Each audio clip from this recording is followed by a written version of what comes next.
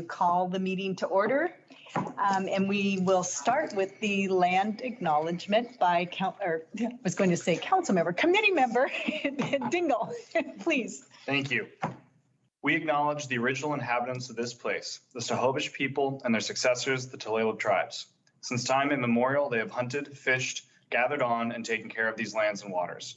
We respect their sovereignty, their right to self-determination, and honor their sacred spiritual connection with the land and water. We will strive to be honest about our past mistakes and bring about a future that includes their people, stories, and voices to form a more just and equitable society. Thank you. Okay, so I think all of our guests have already turned off their cameras and muted their microphones, so good job. Committee members, please keep your cameras on. Most committee members are in person, so that is fantastic. Guests, you would keep your video off unless you're called upon to speak, which would come later in the hearing. So the public can access this hearing through various ways. You can view it on the Everett TV channel. Do people just say we aren't doing the YouTube channel? Are. No, okay. Or I was just clarifying it's on the YouTube channel too. And then you can also call in to the public call-in number, which is 425-616-3920, conference ID 724-887-726, hashtag. Or you can access the hearing online via the Microsoft Teams meeting link that's on the Citizens Advisory Board webpage at everettwa.gov. Members of the public wishing to provide comment for discussion during the meeting may email comments to vdoorway, so it's VDORWAY at everettwa.gov, or provide comments when the public hearing opens. Following action by the committee, a formal public comment period on the funding recommendations will start on November 21st and last until December 22nd. Those wishing to provide comment can learn more about this by signing up for the Community Development Newsflash or seeing the legal ad in the Herald. And Chair, I will now pass it over to you. Thank you, Vicki. So we're going to start with doing roll call for the committee members. So Christina Ahu. Not hearing anyone. Matt Bissell. And Cindy Bonner has left the committee. Josh Bruner. He had an excuse. He may try and, well, he may even be the one that's on the phone. So, okay. So he might be here. If he is, then okay, maybe he can let us *6 to unmute himself. Go ahead. All right, Christopher Dingle. Present. Molly Eberhardt. Present. Samantha Hassan. Here. Michelle Martin. Here. Susan Mosshart. Here. Michael O'Gorman. He's excused. Excused. Okay. And Samantha, if you prefer not, this is it easier? Camera. Can I get in the? You can join us. Now? Yes. Okay. Here you go. Okay. I'd like to invite staff now to introduce themselves. We've heard from you, Vicki. Okay. Let's start with you. Okay, Vicki Doorway, Community Development Specialist. Kimber Landry, Community Development Manager, and I am happy to also introduce a new staff member that Community Development just was able to have join us, and this is Sarah Fulton. She is Community Development Administrative Assistant. She's actually pretty integral in helping to connect with some of our agencies that are going to be working with us for funding. So welcome, Sarah. Yay, thank you. Great. Okay. So kind of the rules of procedure this afternoon for committee members is that I will call on you for discussion. And since this is a complex hybrid approach, we will ask you to please raise your hand if you're on Teams, and I think that's just Susan so far from the committee. And then, but for community participants from our different agencies, we would do that the same way when we get to that part of the meeting. Okay. All right. And this will also apply to those of us in the room. Just raise your hand when you're ready to be recognized. Okay. So at this time, I'd like to switch gears and turn it back to staff to provide us some funding recommendations. Great. So we're going to first start with a quick PowerPoint presentation and a pause as we do some technical navigating. Just one quick second.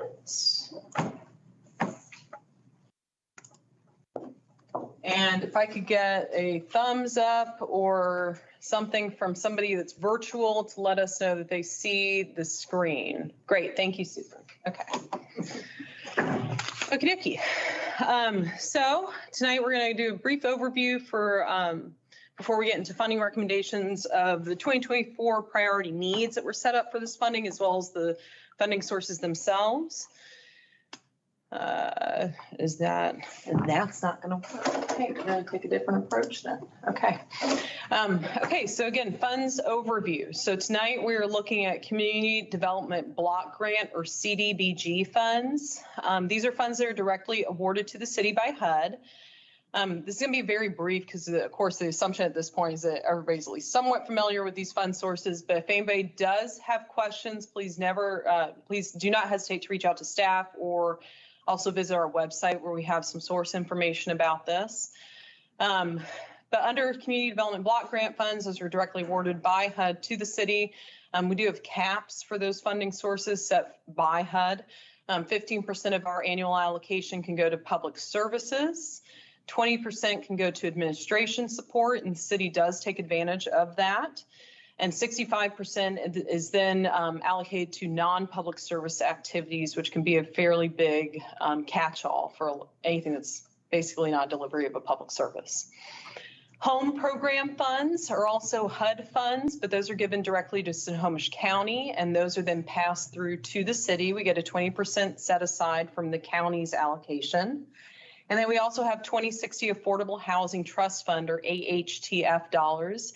And that's also a pass through from Snohomish County because that's revenue that comes from their auditor's office. Okay.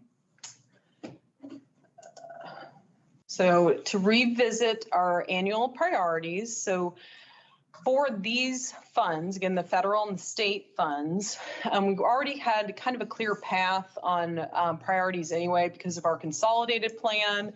Again, I'm going to remind everybody that 2024 is the final year in the 5-year long-range plan that guides these funding sources.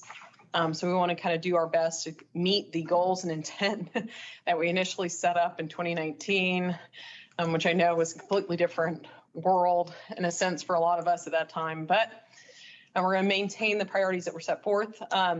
Under that, so we have housing, and some activities that can support the housing priority are the rehabilitation of housing units, rent and utility assistance, home buyer assistance, and then the creation of new units. Quick pause there, that's only available under home funds. Public services, we actually put out for just general public services under community development block grant funds. And those are the only funding sources that can support public services with the funds we're looking at tonight.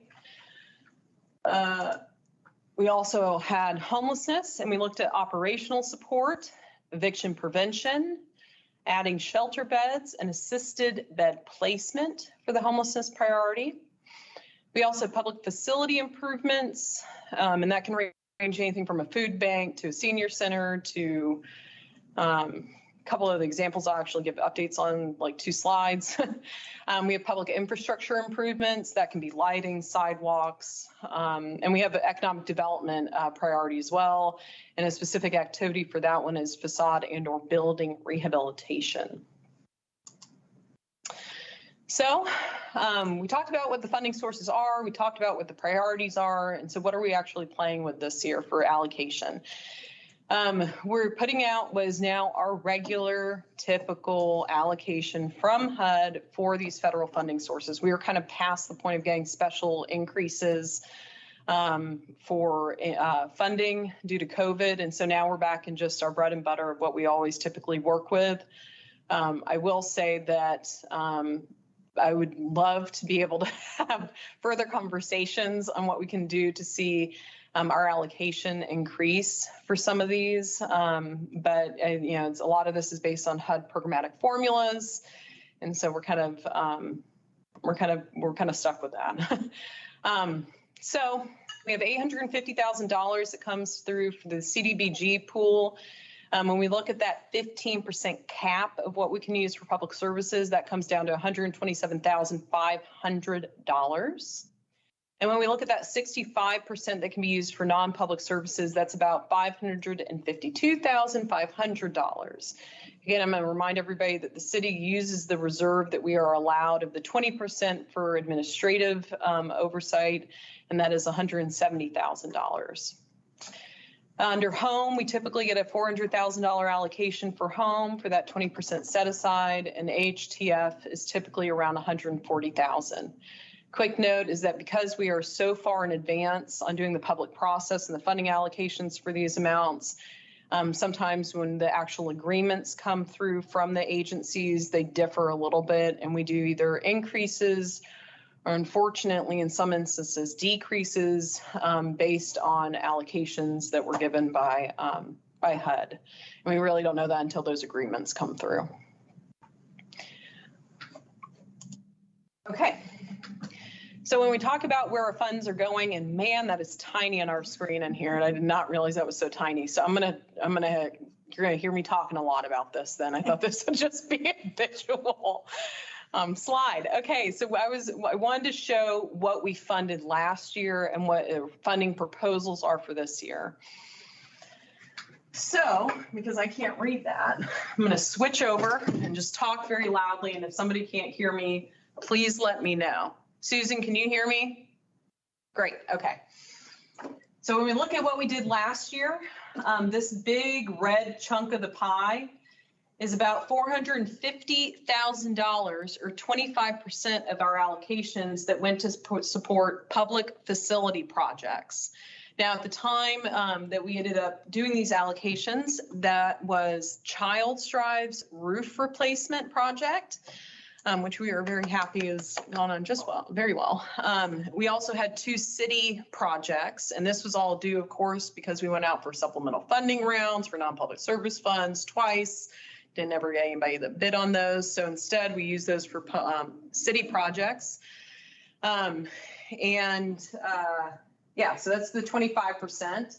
The big chunk over here, this teal color, is 1.1 million. It's $1,165,000 or 64% of the funding that we put out, and that's for housing. So that's everything from housing rehabilitation, rental assistance. That's probably actually it. We didn't have anybody do down payment assistance. Or any other activities for that. So it usually ends up being rent assistance or housing rehab. The orange slice that's right here is about $161,510 or 9%. That goes to the homelessness priority. And then the other 2 are very teeny amounts. We have a 30,000 at 2% and a 10,000, which is so nominal, it comes up as 0% on the chart. But combined, that's about 2 some odd percent that goes towards public services. When we did the 2023 award, we did pull out behavioral health specifically as a public service supporting activity. This year, we just did general public services. So just something to keep in mind, looking for like and like, because when I switch over to what our proposals are for this year, we have the 2024 state and federal fund requests. And I really wish that I could tell you that I was smart and savvy enough to navigate it so that the colors were the same, but I could not figure that out. And so you're going to hear me explain it based on what I did prior. So the big teal one is now housing. And that is the $757,500 is on the right side, and that's about 43%. So that's down from what our 1.1 million was last year. But the reason for that is because our public facility allocations increased. And so you're going to see $750,000 or about 43%, which is an increase from the 25% last year for public facility improvements. And then for homelessness, which is the orange, and I'm sorry, the public facility improvements are the blue, the regular blue.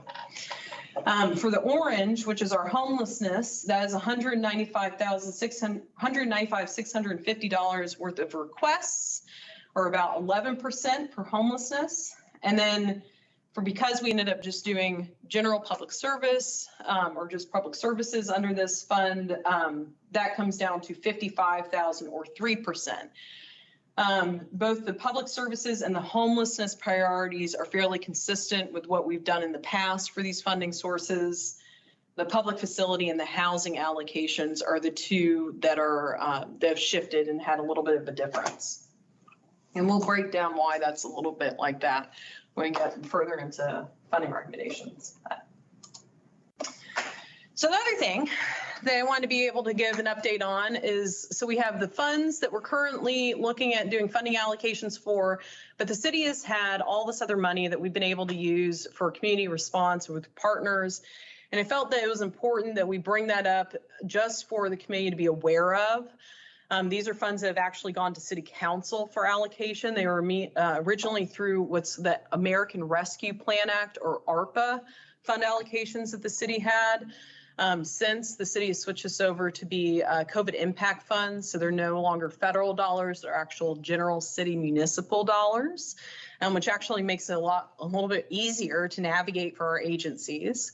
And when we look at what CPED, and that's the Community Planning and Economic Development Department, has done to really help to support city COVID impact funds, these are the funding allocations that City Council has approved to support different priorities in the community. So there's $2.7 million that's been given out to emergency shelter housing, or our pallet projects. We have a 40-unit pallet project that's been put up, an 8-unit one that's for, the 40-unit one was for individuals that are experiencing chronic homelessness. We have an 8-family unit or 8 pallet shelter for family units going up fairly soon. And then we have another project that is proposed at another 20 units. So we're going to be looking at about, if I do my math right, 68 units of pallet emergency temporary shelter housing that the city's been able to support through the $2.7 million that's up on the screen. We also have had $2.3 million that's been allocated to increase service connection or case management for the community, and that's actually city staff. We have a growth of our community support team, which means that we have embedded social workers in some of our departments that have been working with vulnerable persons and connecting them to services. We have $2.1 million that's been given to behavioral health and childcare support capital improvement projects. We have another $2.1 million that's been given to economic development and growth and revenue loss. And then we have about $300,000 that's currently being used for human service support, and that includes food insecurity, senior services, youth leadership. Bless you. And I want to mention that the $300,000 looks fairly low in comparison to the other ones, but that is only because that's $300,000 of about $700,000. Those are city council allocations that they have the purview. Each city council member has the purview to allocate about $100,000 to various community partners. And so they are still working through what those allocations are. So this is a to date where some of our allocations have gone. It does not mean by any means that that's where we are stopping. But I wanted to just mention this so that we see other funding sources out in the community that the city is using. Okay, so that ends the brief presentation. And now I'm going to stop sharing and we are going to switch over to if I can figure out what I'm doing, to the worksheet that everybody likes to see. So, one more dramatic pause for technical challenges, and then okie dokie. Does everybody see the screen? Very minimally. Yep, we're doing it. Fantastic. Let's do it really, really big. And now this is almost to. No, it's way too big over here for me. Oh, okay. Meaning Okay. you probably couldn't see it all in one. Okay. So, If ready? you guys can see it, I can see it. You can make it a little bigger if you need to. Oh, okay. Everybody in the room, what do we think? Maybe just a tiny bit bigger. Clear as mud. I'm Amanda. Vicki, can you close out the participants Yeah. screen on the side and see if that expands the screen a little bit? This mouse is not working very well at all. Oh, yeah. There we Oh. go. Yay. Voila. You're still gonna need to interpret for me. Okay. You can move to that. I might. Okay. Right now I'll see, but Okay, I know a good eye doctor too. yeah. Okay, so I am just going to give a very brief overview of some of the applicants, and there are staff recommendations on the screen right now, but we're not discussing those yet. We're just kind of, we're going to start with the CDBG Public Services, and then we'll talk about funding for This is that. just to get the committee to know what the programs are. So, so the first one under the priority of homelessness is Cocoon House Outreach Program. And the priority activity is bed placement. So Cocoon House has a grant this year for behavioral health. This is a different program that they're requesting funding for. And it's basically connecting, in a nutshell, and excuse me to all the organizations who put tons of time and effort into your applications. This is just the tiniest synopsis, and we have, obviously a lot more details than the applications that we read, but it connects homeless youth to housing and services. So that's the one that we had under homelessness. For housing, we have the ARC, Housing Assistance and Systems Navigation, which falls under the rental assistance category. And basically they provide rental assistance for persons with disabilities and their families. The other one is Hand in Hand, who provides rent and utility assistance for low income persons. There's also Interfaith, a homeless prevention program. It is rent assistance basically to keep people housed so that they don't need to go to the Interfaith Family Shelter is kind of the goal of that homeless prevention program. And then Snohomish County Legal Services has their Housing Justice Project, which fits under eviction prevention. And again, this is just hardly, covers what the services that they do, but basically it's free legal services to households who are facing eviction. So that's just a super nutshell. The YWCA also has a rental assistance program for low income persons. And so those are all of the applications for public services that fell under housing. And moving on to public services, Homage Home Delivered Meals. So it's a meal delivery program for homebound seniors and persons with disabilities. And the HopeWorks Tomorrow's Hope childcare subsidy basically helps provide a subsidy for low-income households who are needing childcare. And then the last one is Housing Hope Behavioral Health. And again, it's providing behavioral health services for low-income children and families. So most of these organizations have current funding with us. I put a star by the Cocoon House Outreach under the 2023 award next to NA because they had a different award for 2023. So this is a different program that's seeking funding. And then Interfaith, the homeless prevention program, they had this funding with COVID funds. So they've kind of administered this program, but it was related to COVID. So this is more kind of general homeless prevention program. So do we want to move on to the other ones to describe, or are we going to stop here? Yeah, I think it's good for us to just keep doing an activity overview. And okay. when we do funding recommendations, then we can split it up. Okay. The tabs. All right. So then moving on to non-public services. This is under CDBG. There's 2 programs. Both received funding for the 2023 program year. One is Homage Minor Home Repair Program. And the city of Everett has their CHIP program, which stands for Community Housing Improvement Program. And those basically, a little bit self-explanatory, but they are helping with housing and maintaining the housing stock. Homage tends to do more of the smaller repairs, and then the CHIP program does, smaller ones, but also kind of larger scale, kind of home safety and making, I don't know, just helping with bigger projects than minor home repair does. And then Kemra touched upon this a little bit under the city projects for CDBG non-public service funds.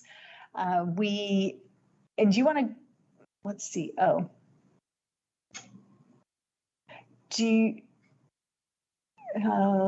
it just says I can jump in real quick. So, okay.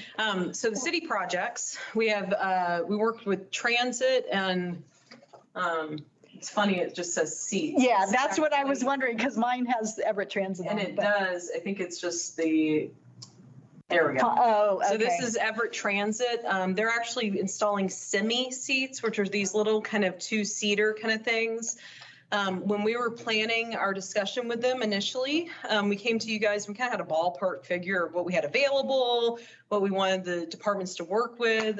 This is actually going to be looking at installing over 100 of these semi seats, and they're all prioritized for low mod income areas. So it's a lot of areas that do not have a seat otherwise at a bus stop, and it serves persons in a low mod income census tract, which a lot of Everett actually applies for that.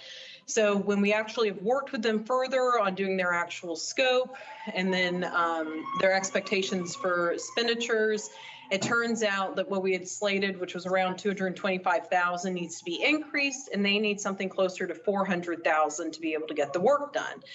And I want to throw out a reminder that the only reason why we can even do these city projects is because they were not budgeted anywhere otherwise. Less amount of money just means that we just don't fund it as much. And the reason why this is even coming to the committee again is because anytime we go over $150,000 for reallocation, based on our citizen participation plan, which you guys will be familiar with next year, we have to come to you to be able to say, hey, is this okay? Are you okay with us supporting an increase above the $150,000 threshold? So we have that for the Everett Transit project. And then Parks is working on a pedestrian path improvement for residential connections to Walter Hall Park.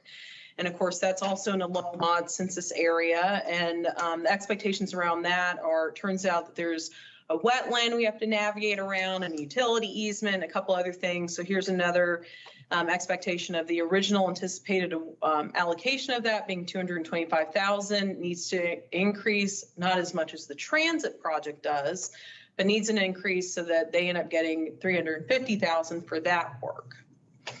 So those are those 2 projects. Okay to move forward, Vicki? Yes, indeed. Okay. So moving on to our Affordable Housing Trust Fund dollars, these go to support shelter operations. So it supports the Cocoon House Transitions Shelter, the Domestic Violence Services Emergency Shelter, and then the Interfaith Family Shelter. So yeah, I don't know that I need to go into too much detail on those. Yeah, almost a shelter operation. Shelter, yeah. And then the final one is our home funds. We do have a newer applicant this year. Its nickname is Wahoyo, but Washington Home of Your Own. And they are seeking funding for a roof for a 4-unit affordable housing building that they have. And so they are seeking funding. And then City of Everett CHIP program is seeking funds under the home agreement as well. Great. So, Chair, I think staff is done with our presentation, and we will keep the funding recommendation sheet up for committee discussion. Okay, then we'll move to committee discussion. And any questions, I think at this time for staff would be appropriate from the committee. So I would like to invite committee members to, if you have a question. Molly? Oh, yeah, sure. So I've got a question. Of the city funds, there were the semi seats and the pedestrian path. Correct. Are there any other options that we're comparing against, or were those the only ones sort of put forward? For city projects? Yeah. We did look at, so we actually, what ended up happening is that we met with departments, city department heads, directors, and we ended up saying, hey, we have this money. Who has projects that can serve low mod income persons that otherwise hasn't been budgeted? We want to kind of just start doing an idea collection. Let me also preface that before we even do any of this too, the consolidated plan requires that we meet with other city departments because they're the ones that are actually doing a lot of the work kind of in the community to identify any priority needs at that time. So we had already identified in 2019 that pedestrian pathways or pedestrian improvements, street lighting, sidewalk repair, connections, especially to park amenities, was a priority. And then also bus shelters became a priority as well. Bus stops kind of gets us close to that. When we ended up talking about actual feasibility, though, of using federal funds with a lot of this, there was transit, there was parks. The library actually came up for some consideration of improvements. Unfortunately, for that, it's a little bit too onerous. The library is a National Historic Register building, and so under NEPA, the environmental determination without being too onerous, this requires a lot of upgrades on things. So it really kind of would have spiraled as a project to really kind of open up a Pandora's box of other things that we need to probably address. So these two ended up being, these could be ready in the next year to go forward if we just get the funding for it and actually start getting actual improvements done quickly. So that was the intent in selecting these two. Okay. Good question. Okay. Christopher? Is there a heat map or anything that shows us kind of the distribution of said benches? There is, and we have been very happy to actually work on this with both transit staff. We have our own GIS planner. We're still working on identifying some of those only because we need clarification from HUD. We have some stops that are right on the edge of a census tract, and so we're trying to justify to HUD, let us include the ones that are outside of it, because if you're going northbound, you're going to go southbound, and you're going to use the other side of it. But we're still waiting on HUD for clarification on that. But once we get those actually solidified, then yes, that is something that is available for us to see where a lot of them are along Evergreen Way. I'm trying to think, a lot of them I think are also along mainly a lot of our arterial connections, some in some of the residential areas. A lot of them are also, south of 41st Street. It's the majority of where a lot of the new semi-seats will be. So there is one that's there. We just are still fine tuning which stops we can select. So, and I don't, just as a follow-up, Chair, the Everett CBOC, the community-based outpatient clinic through the VA. Okay. Is likely sits within a affluent community, but the folks who are potentially utilizing it. So obviously, just as a part of maybe if you're looking at different areas that maybe fall on that edge of where they could be, a lot of the folks who are going to be coming to that are going to be coming from out of county on either ferry service or bus service to get to that facility. It already has nearly 6,000 people. It's going to go up to 12,000. And so it's just, I just put that out there as, I don't know if that's on the heat map, but that'd be really interesting to know if that is covered in that area. The main healthcare facility for veterans north of Seattle. Committee member, I'm going to say if you could email me where that Yes. is, because I got to be honest, that completely. Is- Then we can double check on that. Totally fine. But that is something that I think that when we actually get clarification from HUD on which stops that we can do, I mean, the map in and of itself is pretty neat, I think. So I'd be happy to circulate that so that everybody can also just see where these stops are going to be. Is that the one that's kind of by Forest Park, Mukilteo Boulevard? Yeah, Yeah. yeah. Okay, so we'll have Yes, to- yeah, okay. There's a question. Sam? Sam? Thank you. So if I'm not mistaken, you said that we're gonna do another round of maybe trying to find out who could use those funds in addition to and or other than? No, that was, so all of these. We're talking about 2019, so I'm. Yeah, no, well, and this kind of goes back a little bit anyway. This was 2021 when we did the supplemental round. Help me out, Becky. No, we tried to do it for 2022. Yeah, so yeah. this is, we ended up having, in the 2021 program year, CHIP had so much payback from loans that we had to offset some of the money that went to that because there's like so much program income that came in that we had to put out the entitlement funds. And we had $750,000 that we wanted to put out to the community in addition to the $850 that we usually churn out. And we went out twice and didn't get anybody interested in those funds. My theory is the reason why is because there's all this U.S. Treasury dollar and unrestricted dollars that were out there that didn't have all the environmental, the labor requirements that we require with these funds. So I think that there's an oversaturation of other more attractive funding that was out there. And also there's also a lapse where people were with their construction projects, right? Unfortunately for us, HUD doesn't really have any more provisions about expenditures, and we still have a requirement by the city to still get our funding out by May 2nd every year. We have to get funds spent because if we don't, then they will actually reduce our allocation in the future. So some of these projects are also, look, we went out to the community like 3 times. Nobody ever bit on any of the funds, so we have to use them. The city can use them quickly. I anticipate that maybe in the future, this is something that we're probably always going to see that CHIP has. And I know that we've talked about that before, that CHIP gets this program income. So every few years we end up having we have a supplemental round where it's like we have 350,000, we have 500,000, 750,000 that needs to go back out. It's a little bit of also just timing it so that community partners are ready to also be able to apply and receive the funds too. And it has to be Good for questions. non-public service, which is, so public services could gobble it up like that, but non-public services are bigger projects. And so, and then it requires matching funds. And I mean, they're just, and then, there's like extensive environmental review. I mean, there's just a lot to the non-public service projects. And so it's not as simple for organizations to administer as well. So So it has to go out Mm-hmm. and it has to go to those two. It has to go to public, to basically any capital project. Got it. Yeah. Committee, are we ready to maybe back up and take a look at the public service funds and see if we've got questions from committee members on that? about our recommendations, I thought we were going to.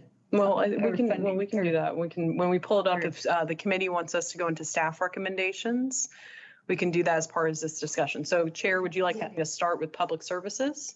Yes. Okay.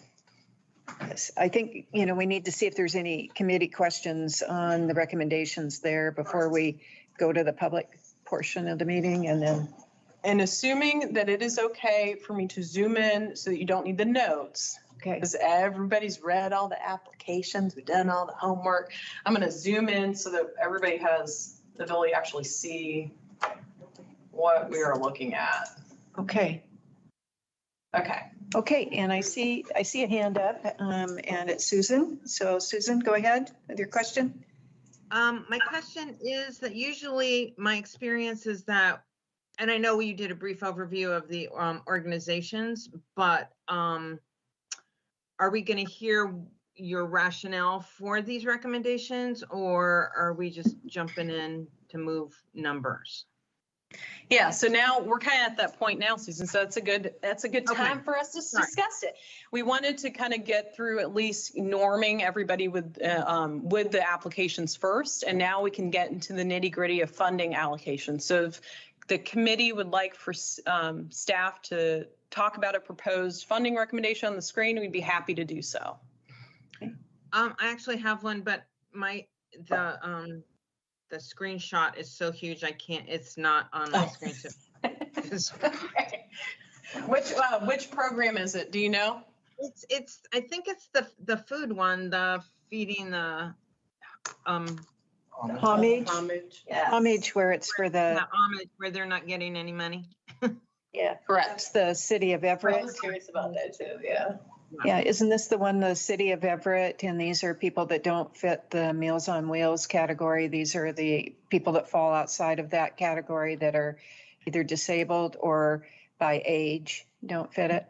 Correct. Yes. So this is kind of used to help with a little bit gap funding, basically from Homage on being able to address people that have home delivered meals. Funding recommendation is up there only because, of course, what you see prior to this program is everybody's gotten fairly a similar allocation. That's a little bit because, for full transparent discussion, we had issues with scoring, right, for the applications. And so we need to take a different approach than for review. So anybody that met a priority got at least some kind of funding recommendation. To not meet a priority, then we had 3 programs that did not. And when we look at the 3 programs that do not have a priority that they met, they're all fantastic programs. This isn't anything personal against the program at all. It's just one of those things that we know that childcare, of course, huge need, behavioral health, another priority. Meals, I think that we get into a nuance of, so we have all these other funding sources also. We have human needs funds we still haven't gone through, and there's a huge thing about food insecurity with human needs typically. We have the allocations that, presented elsewhere where the city's looking to have funding support for other community partners. So when it comes to these funds, to CDBG funds for public services, we did not move that one forward for recommendation just due to being a priority need and having other fund sources that usually end up meeting that need anyway. So when we talk about available versus the remaining at the bottom, is that only just because these are past tense funds?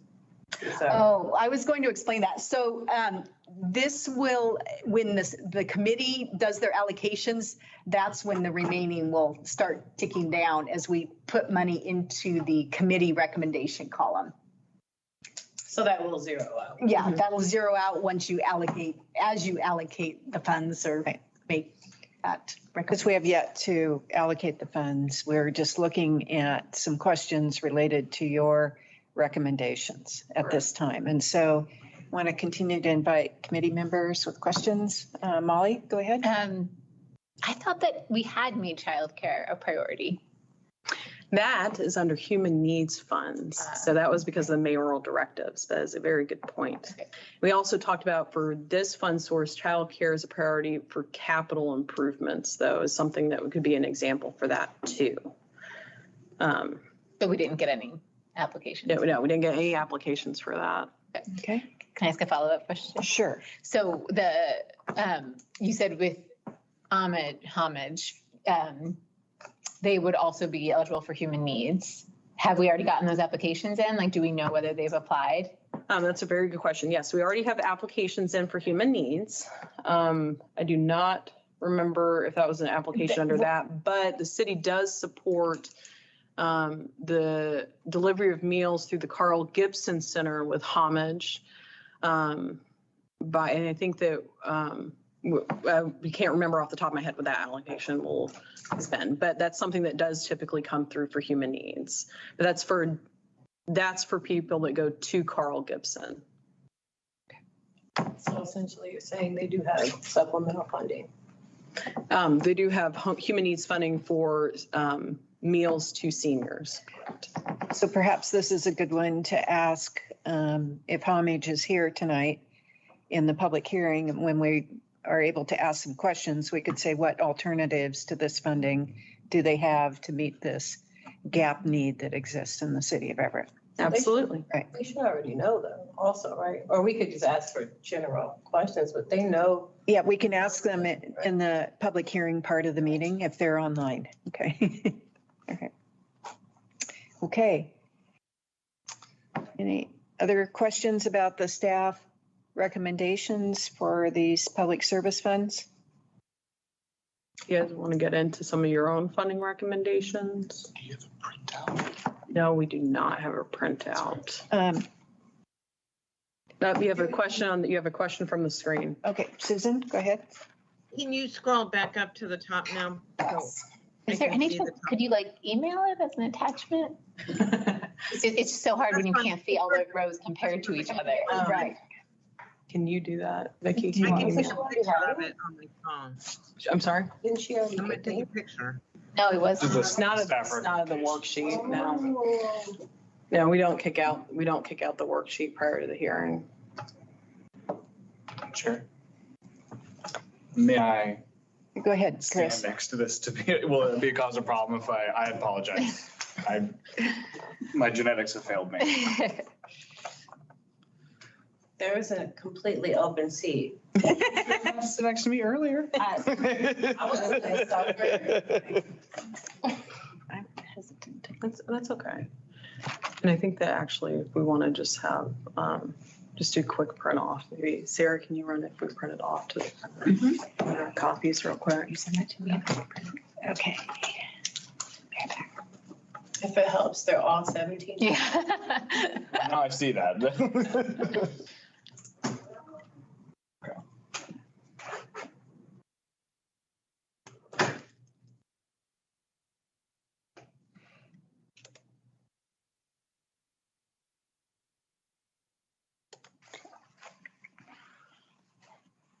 Okay, so just a question on process, because further after the public hearing, we go through and then we'll vote on the staff, on the recommendations that we make.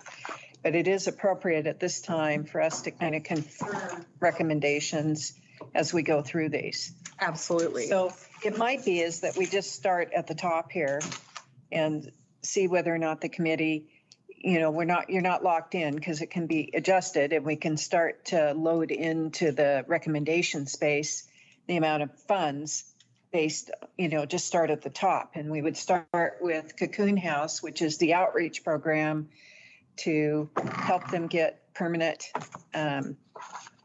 housing and working with, it's really the bed placement one. And so we would ask the committee, anyone object to the staff recommendation of 17.5 at this time? And we can add that in. Molly?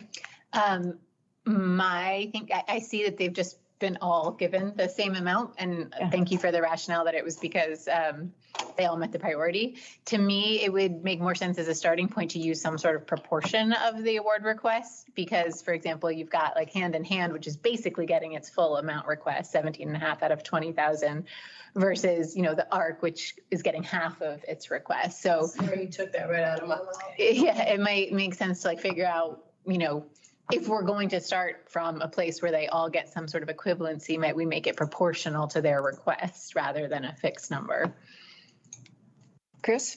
Well, in going through and looking at these and reading the applications, there are some that seem to serve, and sometimes some of the different, the breakdown of number of beds versus number of people versus number of families wasn't always exactly clear to me how many individuals are being served, but I think reading through here, Cocoon House was one that is nearly 2 to 1. For every dollar they're spending, they're helping 2 individuals, which, I mean, I think that that's great value for money. We obviously don't have a huge amount of money to put forward. And so I would say that if we're looking at funding something at its full value, those dollars go further in that program would be my. But they also have 2 different programs that they're getting funding for. And Sure. I think it was like in the, like almost 300 people at 348, if I'm not mistaken, total. So it's just like families of like 2, 3, 4. It kind of breaks down. But they do have additional funding that they'll be receiving that we'll probably go over in a little bit. But I could just be talking outside of my neck. I'm not sure Cocoon House has another request. They only I thought have they one. did. I could be wrong. Yeah, it's HTF. The HTF, yeah. Oh, the H. This okay, is- sorry. It's a different program. Yeah, these Oh, are got two it. different levels of emphasis, you know, specifically with them.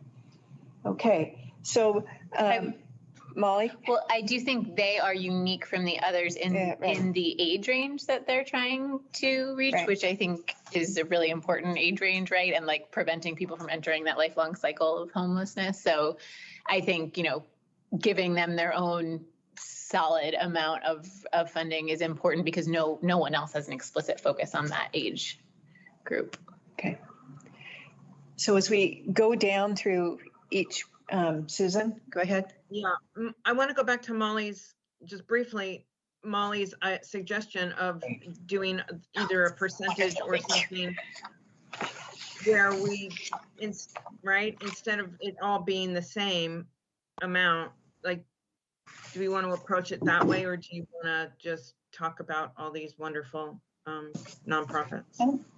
I don't know. Well, I was going to offer to the committee to look at it from what the agents looked to verify, you know, that was appropriate. So going down to each one and say, okay, Cocoon House, are we good with that staff recommendation, knowing that we're going to change these as we go through the process, but it's a starting point. So can we do that? Could we move like 10,000 and then 20,000? Can we put all those numbers in the green area and see how it Yes. shifts out? Yes, we absolutely could. So we just need, Awesome. we need committee members to offer a recommendation, and then we can start to plug some numbers in and see where we're at. Okay, Well, I guess what I'm suggesting is that we actually just move numbers like into the Cocoon House, put $10,000 there. which was their reduced ask, yes. Yeah. So let's go in based on what you're suggesting, and then 20,000. And then 10. And then 15. And then 15. Oh, come on, Susan, keep going. I'm working it here. Okay, And I think this 17. makes sense as a starting point for discussion, but Right. I do sort of, in principle, I don't really think it's the right way to finish because No, a no, no. reduced I ask just in a wanna see how it proposal is a plays out. strategic decision that they're making. right. You know, and if someone was willing to say, oh, we'll only accept, 90% of our full ask, and they're going to end up with that, that's like, good on them. But, those who were willing to say, oh, we'll take just a third of it because we'll take whatever Yeah. we can get, they would end up losing Right. out. I I would- think it says Yes. YWCA too, Susan. If you're looking at, looks like we're now in the whole 12.5. No, I see that. But I wanted to see how it played out. Right. I think, and I was going to suggest we take another pass through and then look at that compared to what their 2023 award was and see if we wouldn't make an adjustment based on that. So, Chris? Should we credit homage if we're just not Yeah. giving them anything anyways? Should I that was just? going to say that. Well, we don't have to end that way, Samantha. Well, We, I know. yeah. That was for staff. Oh, what? Sorry. Should we just take the 20,000 out for homage? Because they're not gonna get it anyway. no, well, that's not necessarily true. If the committee recommends an amount for homage and we vote to approve it, they would get money. But they're Right, they already don't getting money have a from us. priority. It's different. We don't know for sure until we talk to the agency if they have another backup plan for their funding for this gap set of meals these are people within the city of Everett that don't fit the Meals on Wheels I know. age. They're the disabled ones. So do I they think have they another? don't meet a priority, Michelle. They don't meet a priority. Yeah, I Right. think that's the Right. key. Okay. Anyway, Chair? You have a comment from the. Chair, would you prefer that we go in order, or can we pick one that we want to plant a flag on? Well, I think if we go down and go in order, it might move us through these better than if we hop around in them. What do you think? And it's up to you. I guess my concern is that, if we get to the end and, right, I mean, Right. if people feel strongly or have some evidence based on experience in the community, right, then certain ones may have more value. And by the time we get to the bottom of the list, we may not Okay. have the money left and have to go back. But I don't have a So- problem with that. So how about this approach? We'll call on each committee member and you can offer changes that you see within there and we can see where we end at that point. And so who would like to start? Samantha, go ahead. Samantha Lynn. So I would recommend that we pulled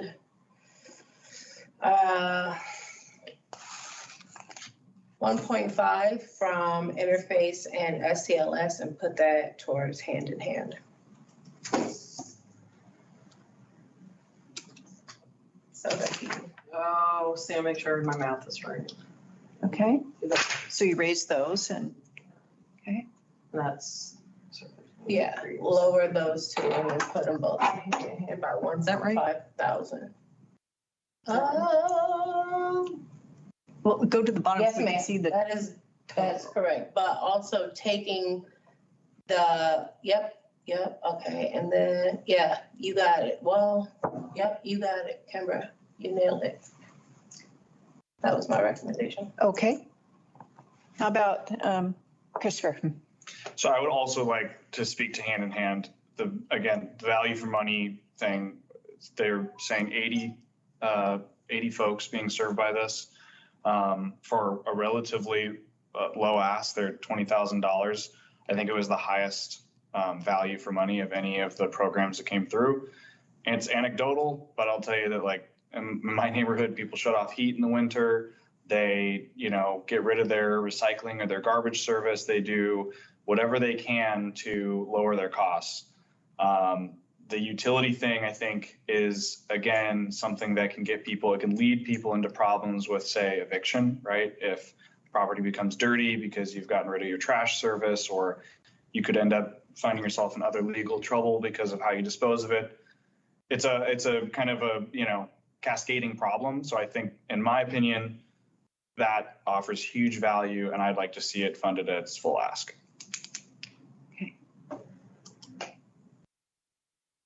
Would you like us to make a change to the, Homage, oh, sorry. Yeah, I mean, I think if I would be comfortable with where staff indicated if there's not something that's a priority. I mean, those were things that were discussed and are, I mean, there's so many priorities, but yeah, I would be comfortable taking it from homage to fulfill a full ask at hand in hand. okay, And Go ahead. homage is on the call. I love your services. You guys are great. right. So we can make those changes that both Samantha and Chris have. The point of clarification, just real quick. So Chris, are you asking for us to increase hand in hand to the staff recommendation or to the award request? The award request. Okay.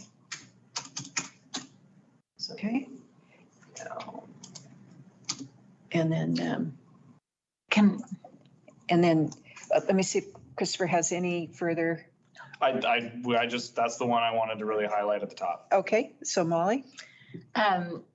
So one of the things that stuck out to me about interfaith, two things. One is that the others are about housing assistance, utility assistance, rent assistance. And I think this interface is the only one that's about like emergency shelter in this round. Am I right with that? This particular program is, Interfaith Family Shelter is a shelter. They are requesting funds, just like Cocoon House and DBS through the AHTF program. This program is basically to keep people housed so that they don't need to go to the shelter, which in some ways you could say that about some of the other, Yeah, they're all the doing. rent assistance is trying to keep people out of shelters and in their homes essentially. Okay, then That forget that point. But my next point was that one of the things that impressed me most about their application is they said that nearly 100% of their families are under 30% of annual median income, which is much lower than the other applications, which often talked about like under 80%, under 60%. So like they're really reaching like the most vulnerable populations in our neighborhood. So I hate the idea of like taking away resources from them because I think they are reaching more vulnerable populations than some of the others. So my recommendation would be to get them back up, at least to their minimum. And I am also on board with cutting the homage entirely because it's not a priority need. Those were my main things, Chair. Okay, so we won't worry about our deficit yet. We'll go Yeah. back through and do that. But Susan, do you have any? No, I just thought that when we had $500 extra at one point before we did this 20,000, we could have just added 500, but I hear Molly wanted that. So at this point, I don't have any recommendations so far. Because I think it's all necessary and really important. I mean, I would probably take some from the YWCA. Yeah. Again, What would breaks you my do? heart. Well, to get rid of our deficit and to bump up the housing justice project a little bit, maybe to 14. Okay. I'd second that. Okay. Let's go ahead and make those adjustments. If I'm understanding correctly, it's a $500 difference, correct? Yes. Yeah. So that brings No, it's 1,000, right? Well, I don't think we talked about a specific number, but just taking some from YWCA and using- spreading. I bring this up to 14. Well, why don't we do Right. 15 because that was their reduced ask. Right. Right. And I think the proposal is to balance with the YWCA. Right. Thank you. Thank you for reading my mind. Fairly certain I did that math right. Okay, let's see where we Scroll are. down and we will Okay. find out. Okay. Okay. Come on. There,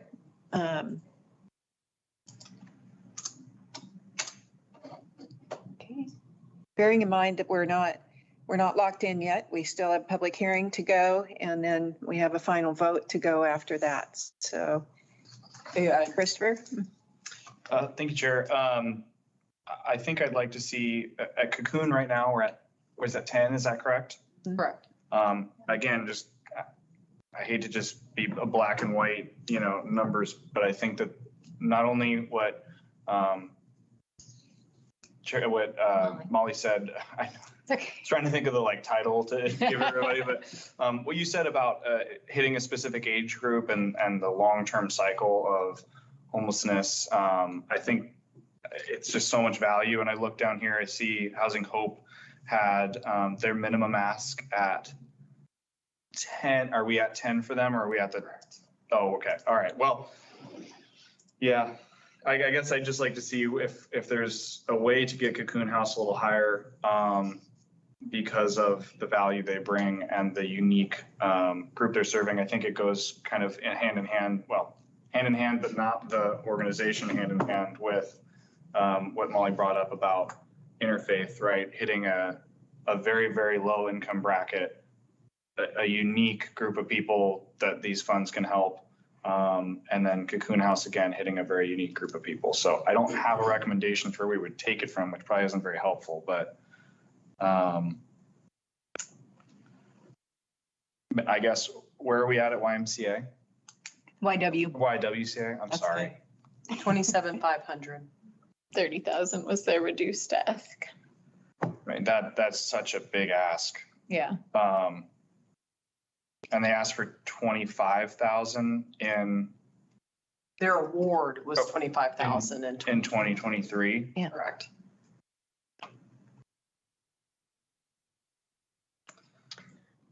So if we kept them at the 2023 award, that would give us, what was it again, a couple thousand? It should give us 2,500. So that brings Cocoon up to 12,500. Right? Okay. Yeah.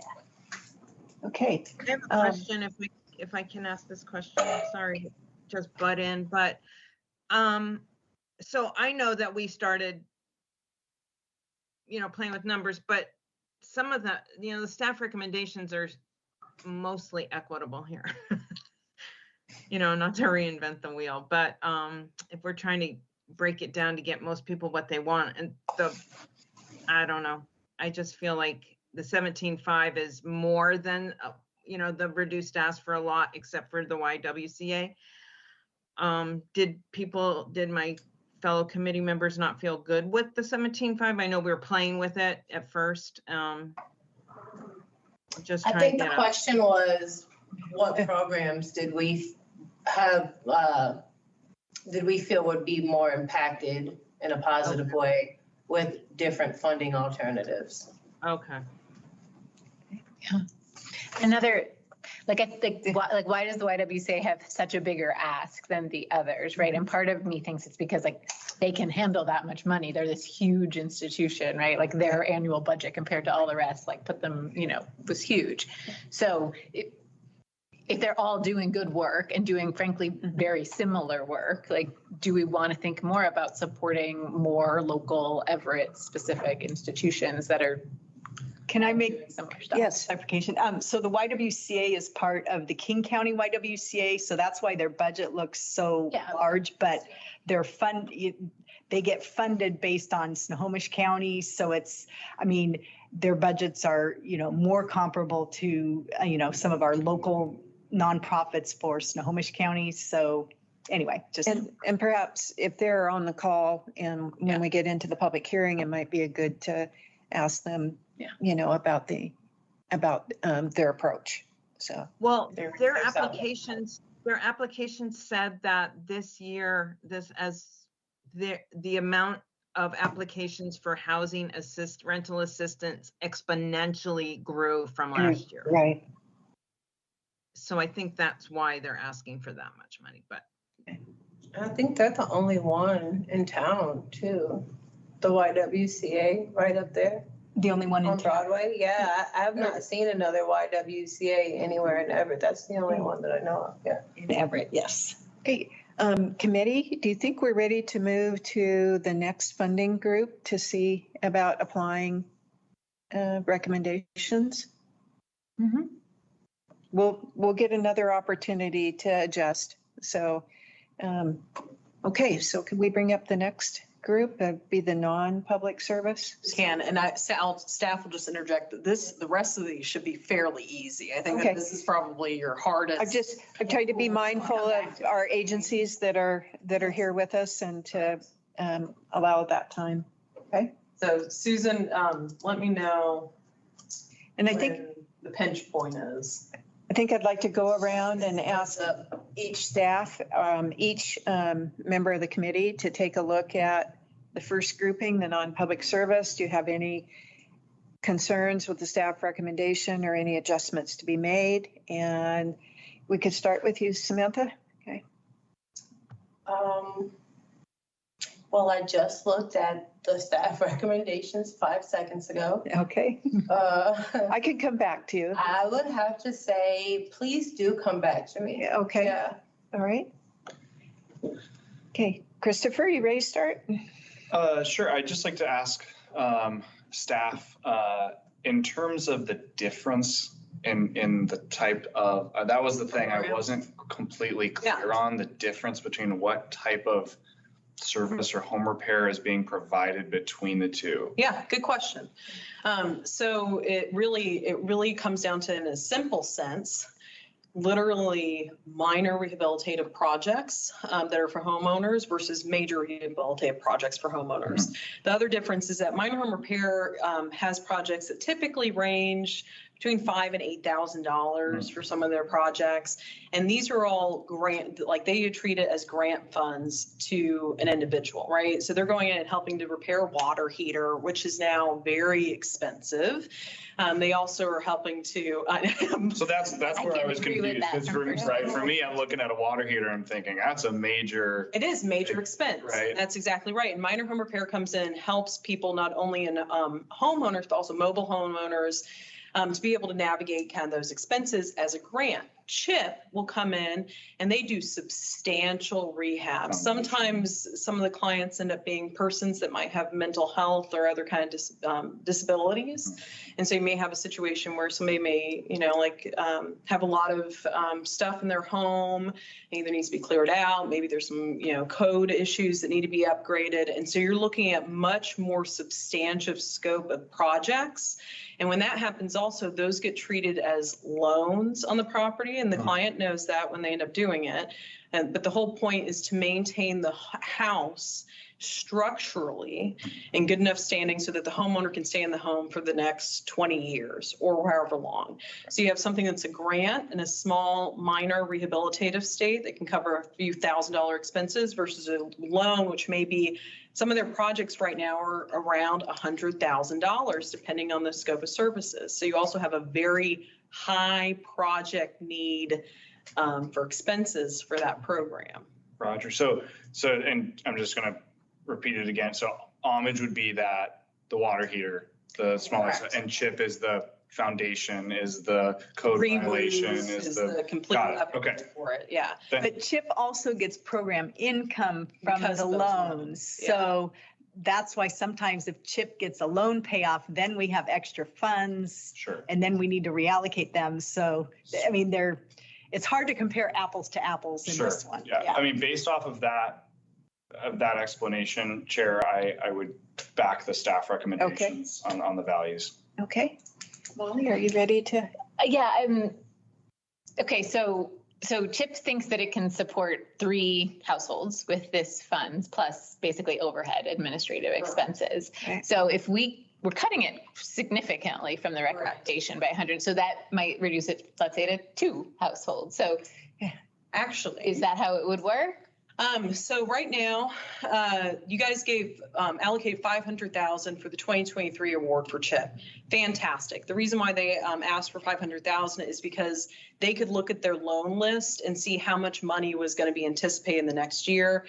And the amount was like very little. It was a very little amount that was going to come in. So they needed to at least have money that helps with administrative overhead and expenses. A lot of their projects actually end up being supported by all the home allocations that you guys will get to in a minute, right? So you can use all of those for expenditures as well. Now in 2023, what none of us anticipated is that we ended up having a very big loan come in of substantial amount, around $200,000, that came in as a payoff. And now we are currently using those funds to help offset expenses. So I would anticipate that when we look at what CHIP can be using moving forward, there might actually be some carry forward from the 2023 award that can help to subsidize that gap for the 332. And we might have, again, loans that continue to come in for payoff for it.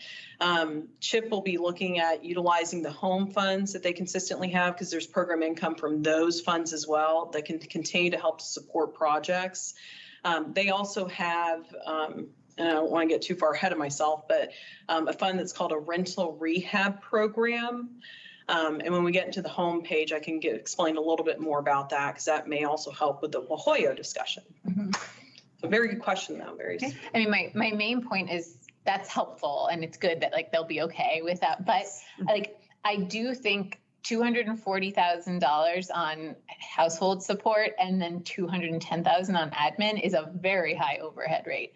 And I work for a nonprofit, and I'm constantly talking about how important overhead is, but that's almost 50% administrative. So just to keep in mind. It is. Yeah. And then I'm going to counter that with just saying, so CHIP has been around since, oh gosh, I'm embarrassed to not know the exact. Early 70s. Early 70s, sure. I was going to say 74, but yes, we'll go with the early 70s. CHIP is actually the one program in the city that's 100% federally funded.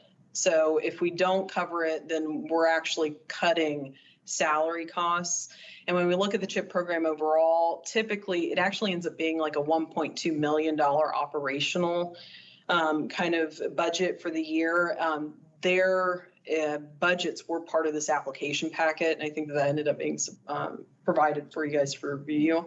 So the administrative expenses, yes, continue to go up. Some of that's also because of staff salary or city salary ordinances and dealing and navigating some of those expenditures.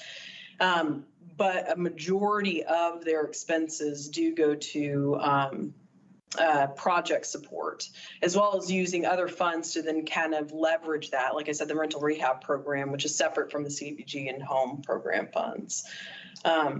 But no, that is very true. They always have a very high overhead, especially when it comes to CDBG, because that's the only funding source we can use for admin. Okay, well then that's fair. It gets a little it gets complicated. Dollars also. I imagine just the administering of said dollars is far more onerous They than. let go of some people. Correct. Yeah, they let go of, sorry. No, you're okay, Sam. To your point, there is a $14 million loan portfolio that we do have managed under this program because that's how much money's been invested in the community from CDBG and home funds is $14 million worth of investments to maintain homeowners in their homes. So the operational costs are around 1.2 million a year. The portfolio of what they manage is about 14 million, and the administrative expenses go to supporting the staff that manage those components. Okay, Ollie? It was a good discussion. So that, are you good with? Yes, the staff? staff recommendation Okay, all right. feels good. to me. And are you ready, Sam? I know, I'm happy with it. I really like, I read the whole dossier on CHIP, and I really like, that's the only word I had. I love I like it. I like it. I love It's the official word. And I really love everything that they're standing for. So I wish we could up that number, but I don't want to pull away from homage at all. So I'm good to go. Okay, on that recommendation. all right. And Susan, are you good with staff? I am. I'm totally good with staff recommendations. Okay, all right. So that brings us to our next category. And real quick, Chair, I'm also going to do a technical thing and Sure. just save. Oh, that would be good. That would be good. And then just to make sure, we're also aware that we still have those additional amount increases of 300,000 for the other city projects. So I want to make sure that, Yeah. Yeah. I'd like to say something. yes. Okay, go ahead. These look good. I think we should go with them. Honestly, I'm disappointed in the options. As to my question earlier, like when we think about like all the needs in our community, you know, more paths, more playgrounds, more, you know, the sidewalks we've talked about before. $400,000 on like seats at a bus stop. Like maybe I'm wrong. Like I'd love to see if there's like surveys of people of like low-income people, what are their actual priorities? But like it feels like a lot of money for something that isn't going to actually change people's quality of life. I am sorry. Great. Tell me. The shelter part? I mean, I've worked night shift. I mean, this isn't a personal thing, but I think it does, the amount of people that can impact, right? I mean, people are having to work longer into their years. They thought they would be retiring, right? People are working multiple jobs at different shifts, right? You know, just the human comfort of being able to take a seat is a big deal. The safety of days where it's icy, being able to sit as opposed to, I mean, these are all things that seem very minor that when you're someone who is in a position of needing to take public transit as your only mode of transport, those little tiny creature comforts can be a really big deal. And I think that I'm thrilled by that project personally. I think that will impact people's lives. And that might be based on my own experience, but I do think that can make a big difference for people. Like I said, I wish we had more options. Yeah. I would love to be able to, you know, make the hard decisions, but I think that you can't tell me that, you know, parks and making people's lives a little easier as far as getting to and from work and being able to move about the community is a bad thing. So Samantha, did you want to come? Can I make Yes. point? I mean, we're talking, I mean, I don't have the exact number, but we're talking maybe over 100 seats, I think 150 seats. I 186 mean, is what so they that initially came up it's with. covering a lot of these and they're just very simple. Yeah, I Googled them. They're cool. Yeah, okay. So Are those the ones that pull out and then retract? Or No. those- No, that's way fancy. Super, super. You say that, but I guess my concern goes towards manipulating those. Maintenance and, yeah. Oh, yeah, no, those were, yeah, so Using Molly. them as something other than for people that are using public transit. Yeah, no, and I can totally get where you're coming at. And that was something that Transit's always very mindful of. Yeah. And so these seats are intended, I mean, like, Are they inside of a shelter? they're not. So this is the other thing is that these seats are being prioritized for areas that they don't have anything. It might even be like a gravel patch that somebody's that's having to not wait good. on. Yeah, yeah. So some of these seats are actually going to have like concrete installation and then but it's more of kind of, I would treat it more of actually like, not like a legit like seat, but more of maybe even like a perch, just something that takes the weight off them. Set having your to bags stand. down on it. I mean, Yeah, or set- you know, I mean, It's like this big. I think that this is actually gonna, Okay, I've seen those. Yeah. Yeah. Yeah. Okay. So have we covered all of the staff recommendations on the fundings? I think if there are no other proposed Okay. changes, so there might be a. Susan, one more comment? Yeah. Well, I just want to say to Molly, next year, we're going to have to go out in the community and really Yeah. rouse the community for what is a priority, right? What's the I was priority thinking need that, yeah. for the parks and all that stuff. So I just want to remind all of us that that's on us to go out there and Yeah. say, let's make our community just beautiful and we have all this money and not all this money. We have some money. And But it has to go to exist to city projects that are like ready to go, right? So it's like, how Right. can we get the different city departments like ready now? Like Right. planning that money is always available. If I could just dive on Susan's coattails for that one, is there something So I that agree we with you, can? Molly, and I think that we get an opportunity to address that next year. And That's my with that, comment, and is I there approve. something? Sorry, Susan, I just keep running my mouth. Is there something that we can do as a committee to maybe actually make that type of engagement? Absolutely. Because flyers, I put them up, but like, I don't feel like that cuts it. I got a good gift to gab. I'd like to just go out and talk to folks. Oh, no, you're in good company, Sam. You're in good company for that. I think that, first of all, I absolutely adore that you guys are even having this discussion right now. I cannot tell you how happy I am that you're talking about engagement right now. This is awesome. That being said, I'm going to have us table it for later in the hearing afterwards, but I'd be happy to then talk about what an idea I have where I'd love to also see a subcommittee by the committee to help activate these kind of engagement efforts, because we will have 6 months to do that. Okay. But definitely worth the conversation once we close the public hearing. Okay, committee, I want to be mindful that we're a little bit behind what the agenda had planned for us, and we have the public hearing portion to open up for all these agencies that have been waiting. So I'd like to bring this part of the discussion to a close. we Oh, we still have still two two more funding. funding Yeah. sources. Oh, 2 more. Oh, Far behind. but I'm moving, the right idea, but not there. You know, only 3 in this, and 2 in the other. So let's go around again and see where we're at with that. Who would like to start this round I'm happy with where it's at. with the staff recommendation?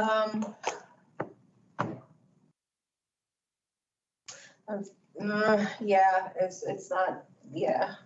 I am personally, so I'm good. Okay, you're good? Okay, now Christopher? yeah, sorry, I'm just reading through. Yeah, I think, yeah, I'm happy with those. Okay. And Molly? Yeah. Okay, Looks good. all right. And Susan, any changes? No You're good? changes? Mhm. Okay. Okay, so staff, we accept your recommendations? So Yes? to that point, I'm going to point out something that nobody caught, Oh, which is that we only have 140,000 to allocate and staff recommendations 155. Now, I have no problem with us moving forward for staff recommendation, but there's a catch to this that we need to explain. So what we do is we put out an estimate for what we expect to get from Snohomish County for Okay. reported revenue, and we usually have around 140,000 of that. Now, we are working with Snohomish County on finalizing numbers, but it's my projection that we will actually have an amount to reallocate so that we can increase that 140 to meet that 155,000 that's there. If we end up having additional funds, then that's why we have the contingency projects listed, where we look at fully funding Cocoon House and DVS for their full award ask, which is really a nominal increase. It's like $1,150 for Cocoon, and then it's $1,500 for DVS. And then it ends up being, if anything's then left after that, then Interfaith then gets theirs increased from 60,000 to closer to their 68 award ask. But this is, of course, already saying that we're already going to be about 15,000 that I'm going to have to reallocate from other prior year funds. So I want everybody to just be mindful that what we're approving. Okay, so reallocations as well. So what I'm hearing you say is that there's an anticipated amount of money that will come in, even though that there is available as 140, you're anticipating that there'll be 100 and could be 155. Correct. And that if there's more than 155, you've got some priorities that you're recommending that we go with. Correct. That's because this has one of those nifty revenue-based formulas that's based on transactions or something like that. Correct. Yeah, and it kind of fluctuates every year. Correct. So what's supporting that anticipated increase? You may have to clarify that. Where one for do me, you Sam. think that money is coming from? Oh, so it's prior. So we're still some of this is because we're still doing catch up with Snohomish County on settling grant agreement awards. So like, for example, for I can't remember which one, 2022 or 2023, we had a nominal amount of like funds that just weren't used based on what we had allocated. So we have to reallocate those unused funds to go into this next 2024 program year pool. And so when we reallocate that, it's like, some of this is interest, right? So there's like interest that accrues on the account that the city has, right? Some of this is unused funds from an agency, and it might be 3,000 one year, it might be 10,000 one year. And so we're still working on Snohomish County on finishing that reallocation. And so my projection, though, right now, based on my conversations with Snohomish County, is that I can meet that $15,000 gap that we're currently short of. If I end up having a little bit of nominal more, maybe I get 17,500, then we have the contingency priorities and where we list and divvy that part out. But it's prior year unallocated funds that just weren't used. So they pull the money from us? We're not just giving it to them, right? They're pulling it from us? No, it's more of, They don't use it, they give it back? I don't get it. No, it's more, so when we go out and we do these kind of HTF awards, so like, for example, we have the 2023 award column and we gave $151,000, right? So it may be that, let's say, and I'm not going to pick on any of those agencies, let's say agency A got an award and they didn't use all of the award that we gave them. When we do these funding discussions now, that's when we go, okay, we see that we gave you 50,000, you only used 48. Now we can take that 2,000 and pool it with what we know the next year's amount's going to be. Kind of like what HUD would do to us. Exactly. And then we reallocate that for the next cycle. Okay, Molly? I would just make a suggestion that we maybe not make interfaith a second priority if there is extra funding, but then the reason is very specific. It's that they're taking a cut from last year, $5,000 less than what they received last year. So it would feel pretty high priority for me to make sure that we try to give them the same amount as they got last year. Okay, so then to that extent, and that for staff clarification, then all three projects are then contingency priorities. They all get to then kind of be looked at for increase whenever we get those funds in.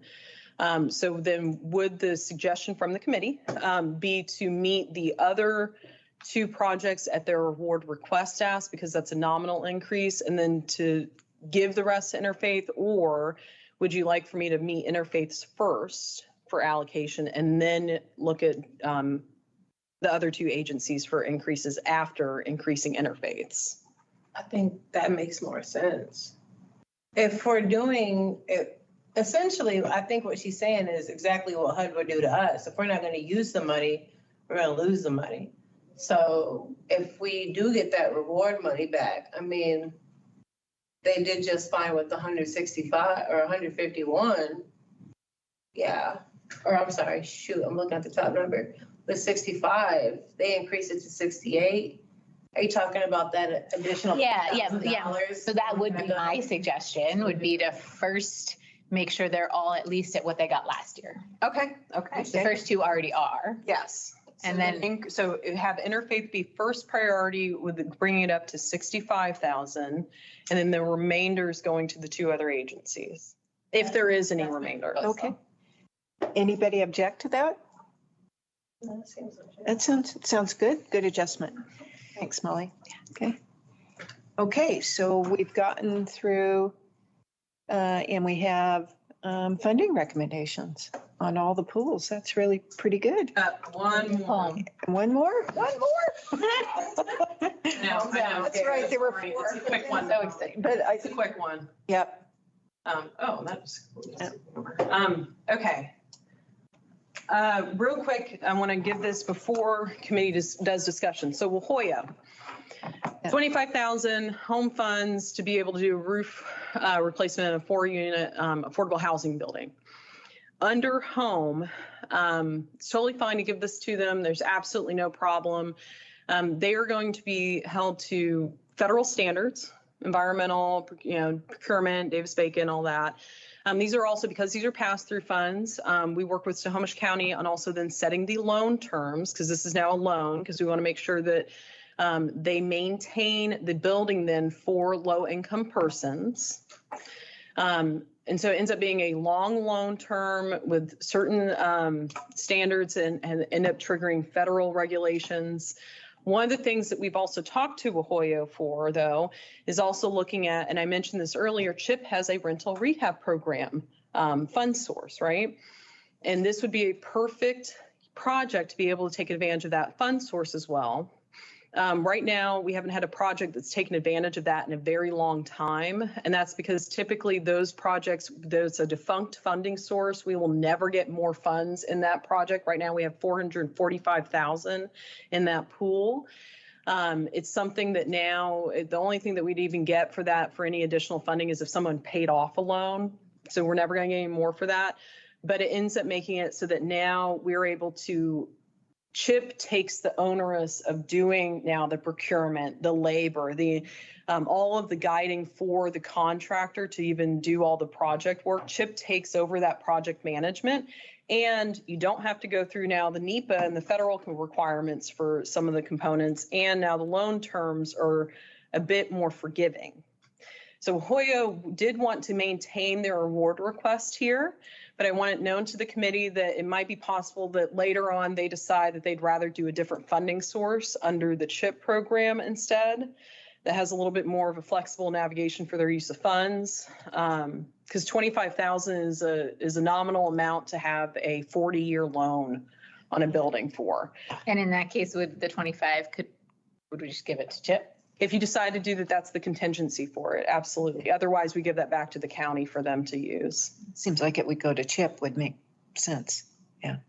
Is there, I don't recall, is Wahoyo, is that how you say it? Mhm. Is, what's kind of their track record, what they're bringing in, what they're managing year over year? I mean, $25,000, like you said, 40-year loan, even if the terms are favorable, seems like you're putting out a lot for very little as opposed to a program through CHIP. I mean, you can avoid going through federal regulation. Not that I'm opposed, but just that's a lot of administrative effort for a very small amount. I also am just super skeptical they can do that for $25,000. You are taking everything right out of my brain. Yeah. I'm with you. I don't know. No, it requires a match, so they're asking us for half and then, That's right. yeah. So that's what We had the same thing, and then we did vet that 50,000 for roof replacement for a fourplex might actually be That makes manageable. And I don't think I know. they give us history because they're new. So Well, so Wahoyo actually has been around for a while, but the last time this committee ask is it? even saw them was at least 10 plus years ago. The last project that I'm aware of, they ended up working with Everett Housing Authority for rental rehab for rental units, and it ended up being something that now was through another defunct CDBG program, Neighborhood Stabilization Program funds. So Ohio has been a player in this fund pool before. They have done this, but I think that for the proposal that's in front of you, this is one of those where they're still trying to navigate what's best for their use and their time. I think that they are leaning more towards the rental rehab program because it's a little bit different, a little bit more flexible. But this is also to present to the committee that, you know, if you'd like to maintain the ask that's there, that's fine. And then have CHIP be the contingency if they decide to withdraw their application, or you just don't fund them. And then they're kind of going to the rental rehab program regardless now. That's the only funding source that they have. So it's up to the committee to navigate. Default in funding them at all. I think, once in 10 years is. And if they use it, they use it. And if they don't, then go somewhere else. I'm good with So the funds would revert back. Right. It just, but yeah, I would, okay. So I think what I'm hearing you say, and I'm reading the body language, is that the contingency would be as you just move those funds. If they took their ask away, you'd move those funds to CHIP. If that's what the committee wants to identify as the contingent. As the contingency. That's what I'm seeing. Are there alternative contingencies that we're just not seeing? That's a good question, but no. Not just the price. The county, it would go back to the county? And that's, if we don't allocate it to CHIP, then we just give back to the county that we only used out of the amount that we were given, 375 of it. I think having the contingency in place Oh, for sure. for it to go to CHIP would be. I would recommend that because we want to continue to have a good allocation stream, but it's just my. That could hurt us in the future if we don't. So I'm hearing the committee accept the recommendations with the contingency plan as if they remove their ask that you would move their allocation to CHIP. Hear you. Yeah, sounds good. Right. And just to say, like the CHIP average project cost is $60,000 for 3 houses. So like that's equivalent. It's if they're saying 50,000 for that project, it's like of the same. It's in the same size. level. Yeah. Okay. Okay, now Chair, you can definitely. Okay, now I just lost track of where I was with all 4 of those. So at this time then, I believe that we're ready to move to the public hearing. And do I need to do anything more than that? Okay. You need a motion? Oh, Open. okay. Second. Didn't see that in the file print. Okay. I'd like to entertain a motion to open the public hearing. I second the motion. Oh, so it's been moved and seconded. All in favor? Aye. Okay. And Approved. call of order, just that if you could read the rules of. Sure. Okay. And so as we transition into the public hearing, our rules of conduct during this period are that comments are limited to 3 minutes. Attendees wishing to speak should raise their hand and unmute themselves and state their name followed by their public comment. And so it looks like that we have all of who would be providing public comments virtually, and there's no one in the room. And so we can open that discussion, and I can recognize from a raised hand.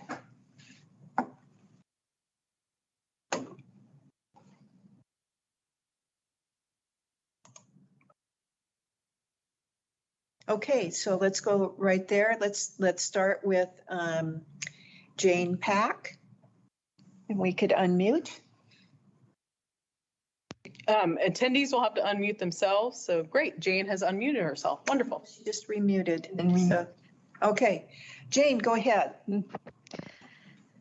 Thank you so much, Everett staff and committee, for allowing us to speak today. We are one of the applicants on the call. My name is Jane Pack, and I'm the executive director at Snohomish County Legal Services. We operate the courthouse-based housing justice project program. And your job is definitely not easy, and I don't envy it, but I really appreciate these calls and the thought that goes into your consideration. I did want to provide a little bit of context about our grants and just our work in Everett. Legal services is, sometimes given the thought of it being a luxury, but it's a necessity. And a lot of the different components and services and things that we discussed today and offered are incomplete without legal services. So even though our work is eviction defense, and housing issues, a lot of it is tenancy, preserving the tenancy and keeping people housed. And not just keeping people housed, the ones that are having to move, to facilitate ways that they can rehome or get into their next place. And those are some of the different services that we offer and that we work with. And I'll give a little bit more examples, so a lot of our clients, they come to us in a crisis, facing health, mental, disability issues. We frequently step in and provide legal assistance when they're needing accommodations for their housing because of their disability, or they are facing discrimination. We advocate and we provide legal services to defend against illegal lockouts, or I think someone also talked about turning off utilities. There are illegal utilities being turned off by landlords or those kind of other different things. So, and even displacement. So kind of moving further, someone was talking about the bus stop displacement, how that plays into housing and legal services. They're being displaced because maybe they were constructively evicted or illegally evicted, and they're being pushed out further from their workplaces. And so all of these things have an impact in their house and in their housing and in their lives. And legal services is very necessary to protect those rights. And a little bit of context. So the funds that we receive from Everett, yes, we did with less, and last year we operated on a reduced amount. However, our metrics far exceeded the what was proposed in the grant. So we have been doing less, but the community and Everett, as we're seeing, evictions are up. People are being displaced. They're doubled and surpassing historical numbers, and we're able to we see a lot of that, and we're dealing with a lot of that, and it's a lot of work that we're doing. We're doing it with less, but the numbers are up there. We're experiencing deluge in evictions and people being displaced, but not just in the eviction process, but because they're living in uninhabitable places without running water and those kind of different things. And legal services, rental assistance is very nice, and we work together, but we also maximize rental assistance available, negotiating and facilitating agreements, working hand in hand with rental assistance, mental disabilities, all of these different components. So kind of giving one without the other, it feels very incomplete. And even though we've done with less, we continue to do with less. It's very, other funds that we use to fund our work specifically exclude Everett. So we have very small funds to make the work that we do in Everett kind of stretch it. And Everett is a big hotspot for evictions. It's about, I think our latest data showed about 38% of our clientele is Everett. And last year alone, we opened over 3,800 cases, and about 86% of those were housing. And because we operate as a law firm, a case is a client. That doesn't mean the household. And on average, it's about 2.53 people per household. So just think of the numbers that we're able to do. And yes, we do less. We continue to do it less, but please make that consideration. Thank you, Jane, for your comments. Point of order real quick, Chair. I didn't do it at the point of our first commenter, but I am gonna have a stopwatch going for the time limitation for comments. Okay, Thank you. All right. Okay, so we'll move to Leah Hammond. If you could unmute. Hi, everyone. My name is Leah Hammond. I'm the nutrition director at Homage Senior Services. I wanted to thank the City of Everett staff and council members for your deliberation and the opportunity to speak to you tonight. I did want to address some of the questions that were raised in earlier discussion. One being that the Homage Meals on Wheels program does not directly fill a priority need. And while this is true, I would like to point out that food security does help Uh-oh. Oh, no. Uh-oh, we, Oh, no, we must have lost her. yes, if you can call, when she calls back, Yeah, Okay. well, yeah, let her in. we'll reset that. Okay, and we'll start Right, again. Might be here right now, if I can Okay, figure out how to get to her. Um, Let's see. Well, That might get just be that. Do we- Jamie's hand. might- Okay. Okay. I was all right. Well, we'll move to Jamie, and then if she comes back in, we'll open it back up. Okay, Jamie, would you like to Yeah. speak? Okay. Yes, please. Thank you for the time. And I know these are hard decisions. And I am Jamie Kuntz from the ARC of Snohomish County. We serve individuals with developmental disabilities and their families for the lifespan. And we also have had our funding go down over the last couple of years, and the need has gone up.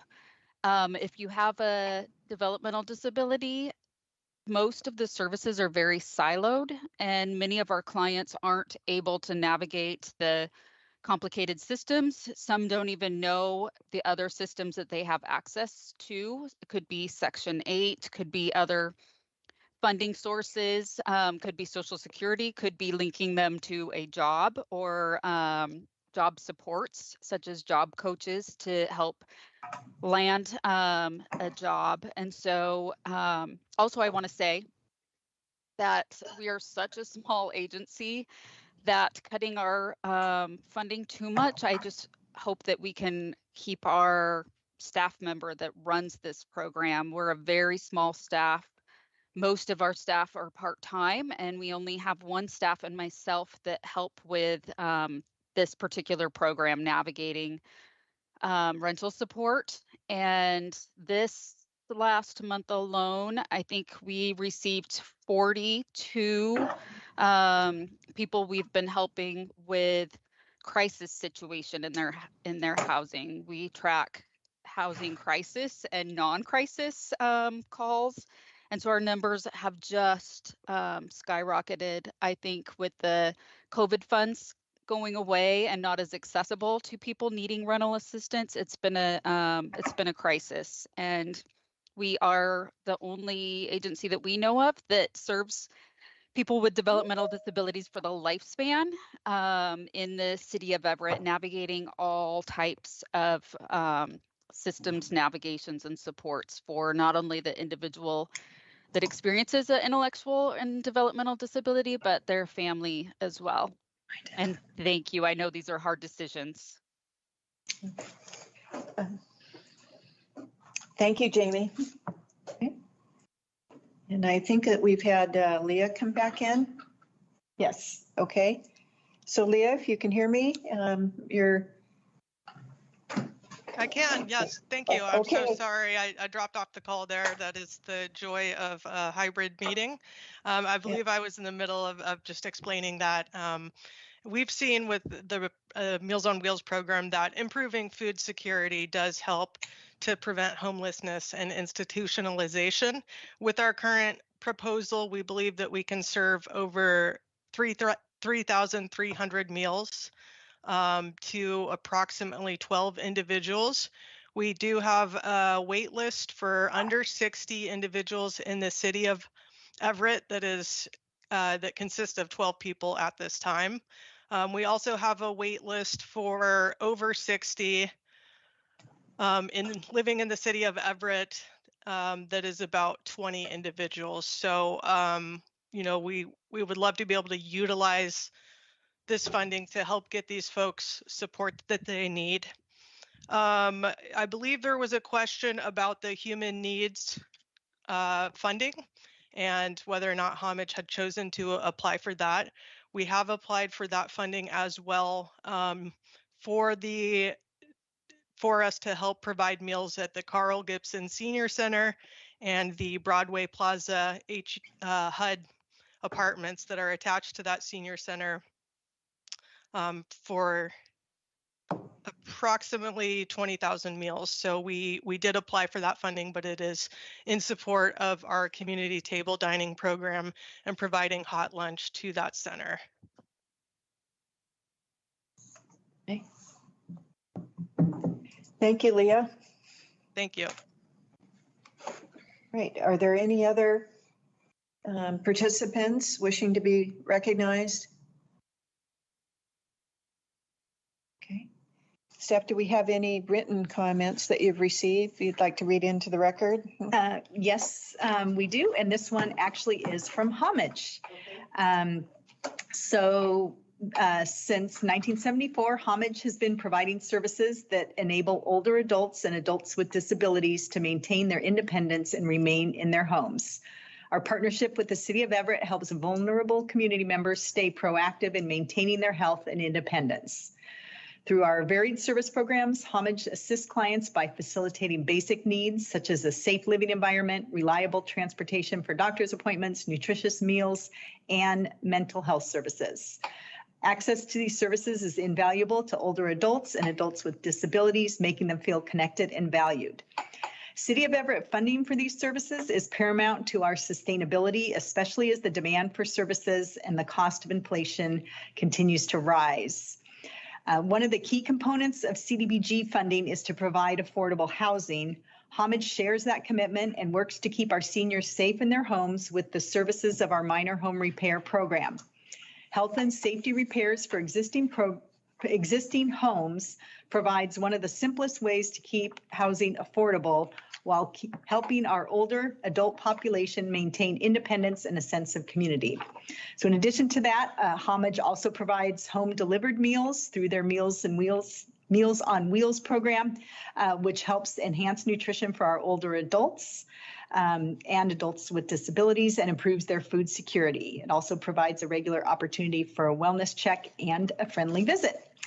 These services are critical in maintaining physical health and also contribute to better mental health for our clients. Thank you. Are there any other written comments? No, none have come in during the hearing, and that was the only one that I had received prior to the hearing. Okay. If there's no further comments are provided, we can close this portion of our meeting, which is the public hearing portion. So I move that we close the public hearing portion of our meeting. Here a second. Seconded that we close the public portion of our hearing. All in favor? Aye. Okay. Motion carries. The public meeting is now closed. The public comment portion of the public meeting is now closed. Okay. All right. So this next section is anyone have comments or wanting to respond to what we've heard from Snohomish Justice League, Homage, and the Arc of Snohomish? Any thoughts, comments? So SCLS did have a compelling statement, and I would like to point out that although we did reduce the staff recommendation, we did still exceed the reduced ask in that fund allocation. Okay. So you still will come out above the 15,000. Okay. Reduced ask, just for notation. Could we put the worksheet up again, because of what we actually landed on? Yes. So quick point of order. So this point is really just to respond to public comments. So if there are any other things about public comments, happy to address them. Otherwise, we will move to the next time. Next one, we'll bring that those spreadsheets. Guys, finalize your funding recommendations. So, okay, so any other Response to the comments. responses to the public comments? We'd like to ask a question from any of the. This is the time to respond to that. So just to the presenter from Homage. So, and I may have misheard you, but it sounded like 3,000 meals to 12 individuals. My questions would be, is that over the course of the year? And then my second question would be, what is the largest cost for you in that? Is it employees? Is it transportation associated costs? Is it the food itself? I'm just kind of curious about the cost breakdown. I said 20 other people. Yeah. And I was writing fast, so I might have gotten the numbers. I 12, but she did. I think what I heard her say is there's 12 people on the waiting list to receive that have, they're either disabled or they are not yet at the age that they qualify for Meals on Wheels. These are within the city of Everett. That's what this specific grant was all about. Okay. And so If you, we do still have the agency representative, so you want to have her on mute? yeah, well, let's, Leah, could you unmute and respond to Christopher's question about costs and clarify the client base served by this grant? Yeah, you bet. I'm still having a little bit of issues. Do you mind repeating the question, please? Yes, ma'am. So my question was just how many meals to how many individuals over how long? And then the second part of that question is, can you give me just a rough breakdown of what your biggest costs are associated with that set of meals to those individuals? You bet. Yeah. So we're projecting that we would serve 3,337 meals to approximately 12 individuals.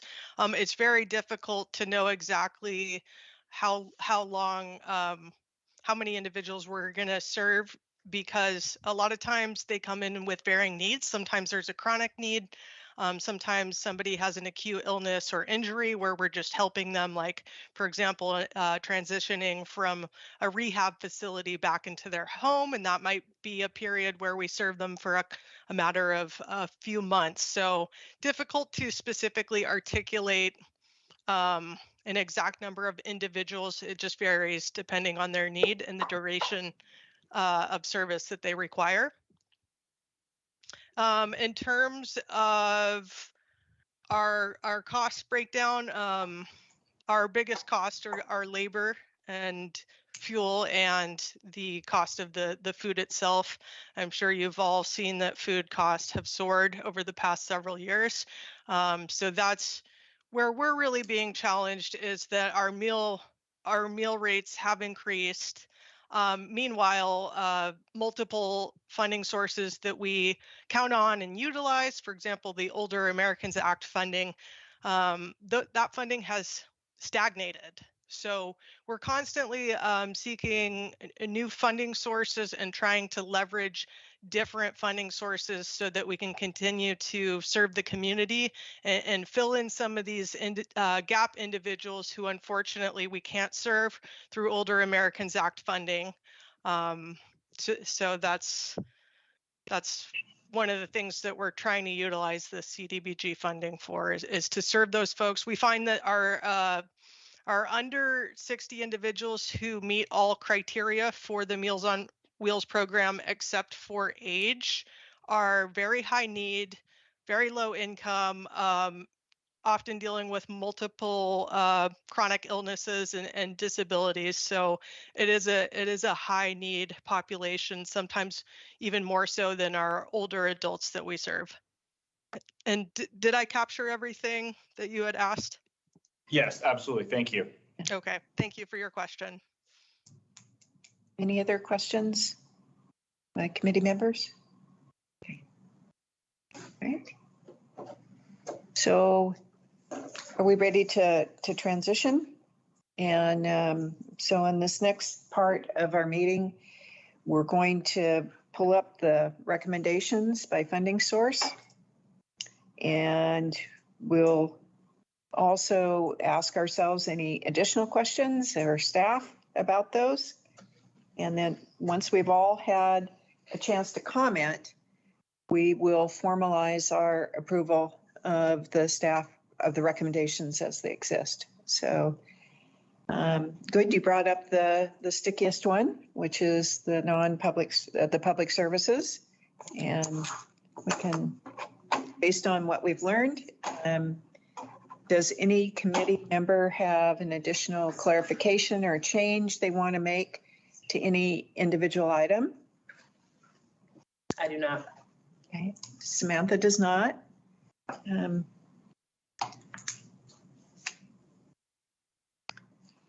Nope. I think since Molly? we not only met their reduced ask, but also what they got last year. Okay, Feel good about it. Christopher? I'm good, Chair. Okay, and Susan? I'm good, thank you. Okay, so in this case, could we scroll up? We'll just reaffirm.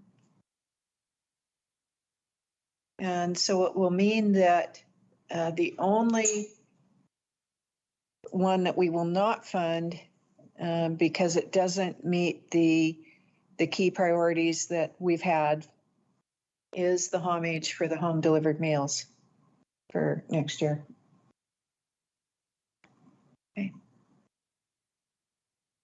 All right. So I would ask for, do we do one motion for all the different funds or individual motions? You know what? That's kind of been a chair nuance to whoever the chair is. So you can either do it where we get through each funding page that we have. I think I'd like to do a motion at the end of each one, just Totally to fine. be clean about the process. So I'm looking for a motion to approve the funding recommendations for CDBG Public Services for 2024. I so motion, or I second. Okay, I can't make the motion.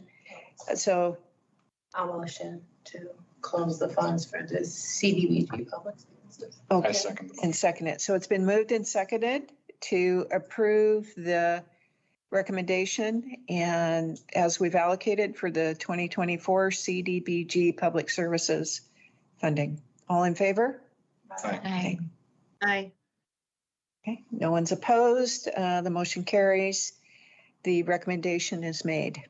Okay. Okay. All right, so we have next the 2024 CDBG non-public services. And we have the recommendations. Any additional questions or clarifications from committee members? Okay, would look for a motion from the committee to approve these 2024 CDBG non-public services. I move that we accept these non-public services as recommended. Okay, Second the motion. and that's been, so it's been moved and seconded. All in favor?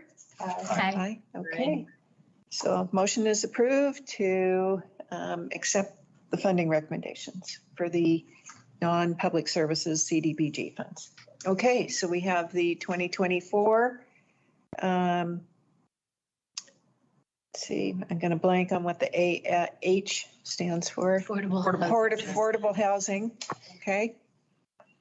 Any additional questions or comments related to this, our recommendation as it stands? Nope. Okay. I am looking for a motion to approve the 2024 Affordable Housing Trust Fund allocations. A motion to approve the 2024 affordable housing. Okay. Seconded. Second, it's been moved and seconded. All in favor? Aye. Aye. Okay. Okay, motion is approved. And we have the 2024 home funds. Any additional questions or comments?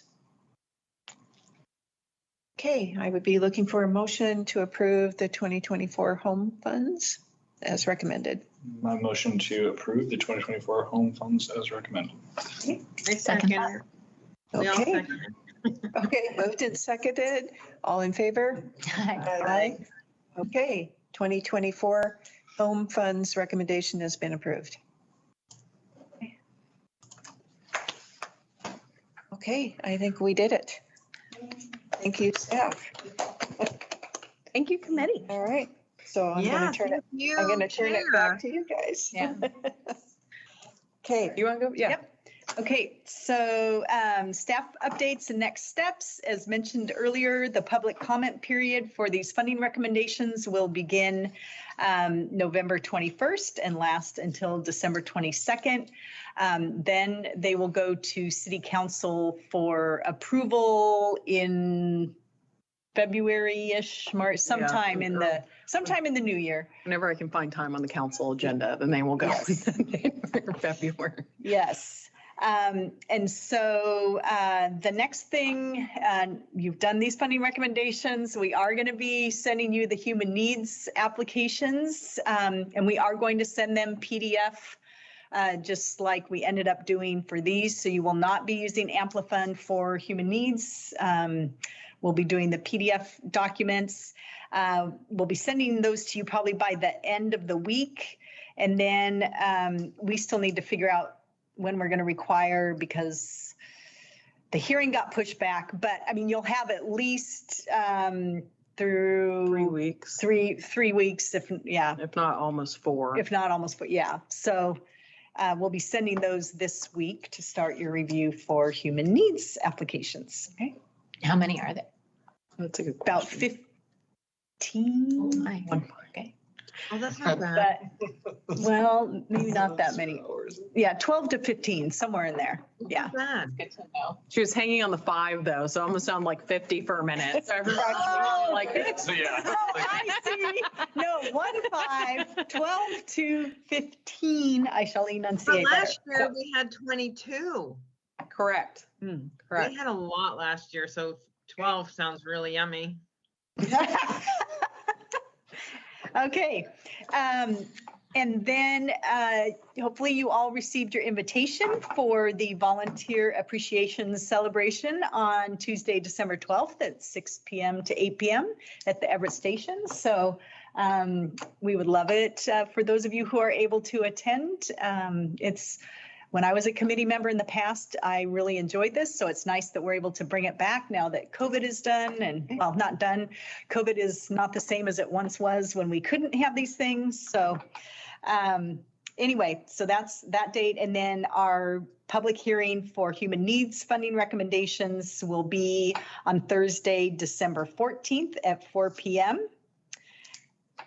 We understand Christopher might be optional that day due to some potentially good family news. So. What?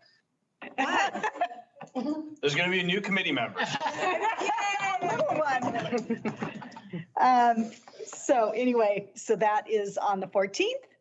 And then as Kimbra kind of mentioned, and I'll let Kimbra take over to talk about forming some subcommittees and kind of what's coming up in 2024 for the committee.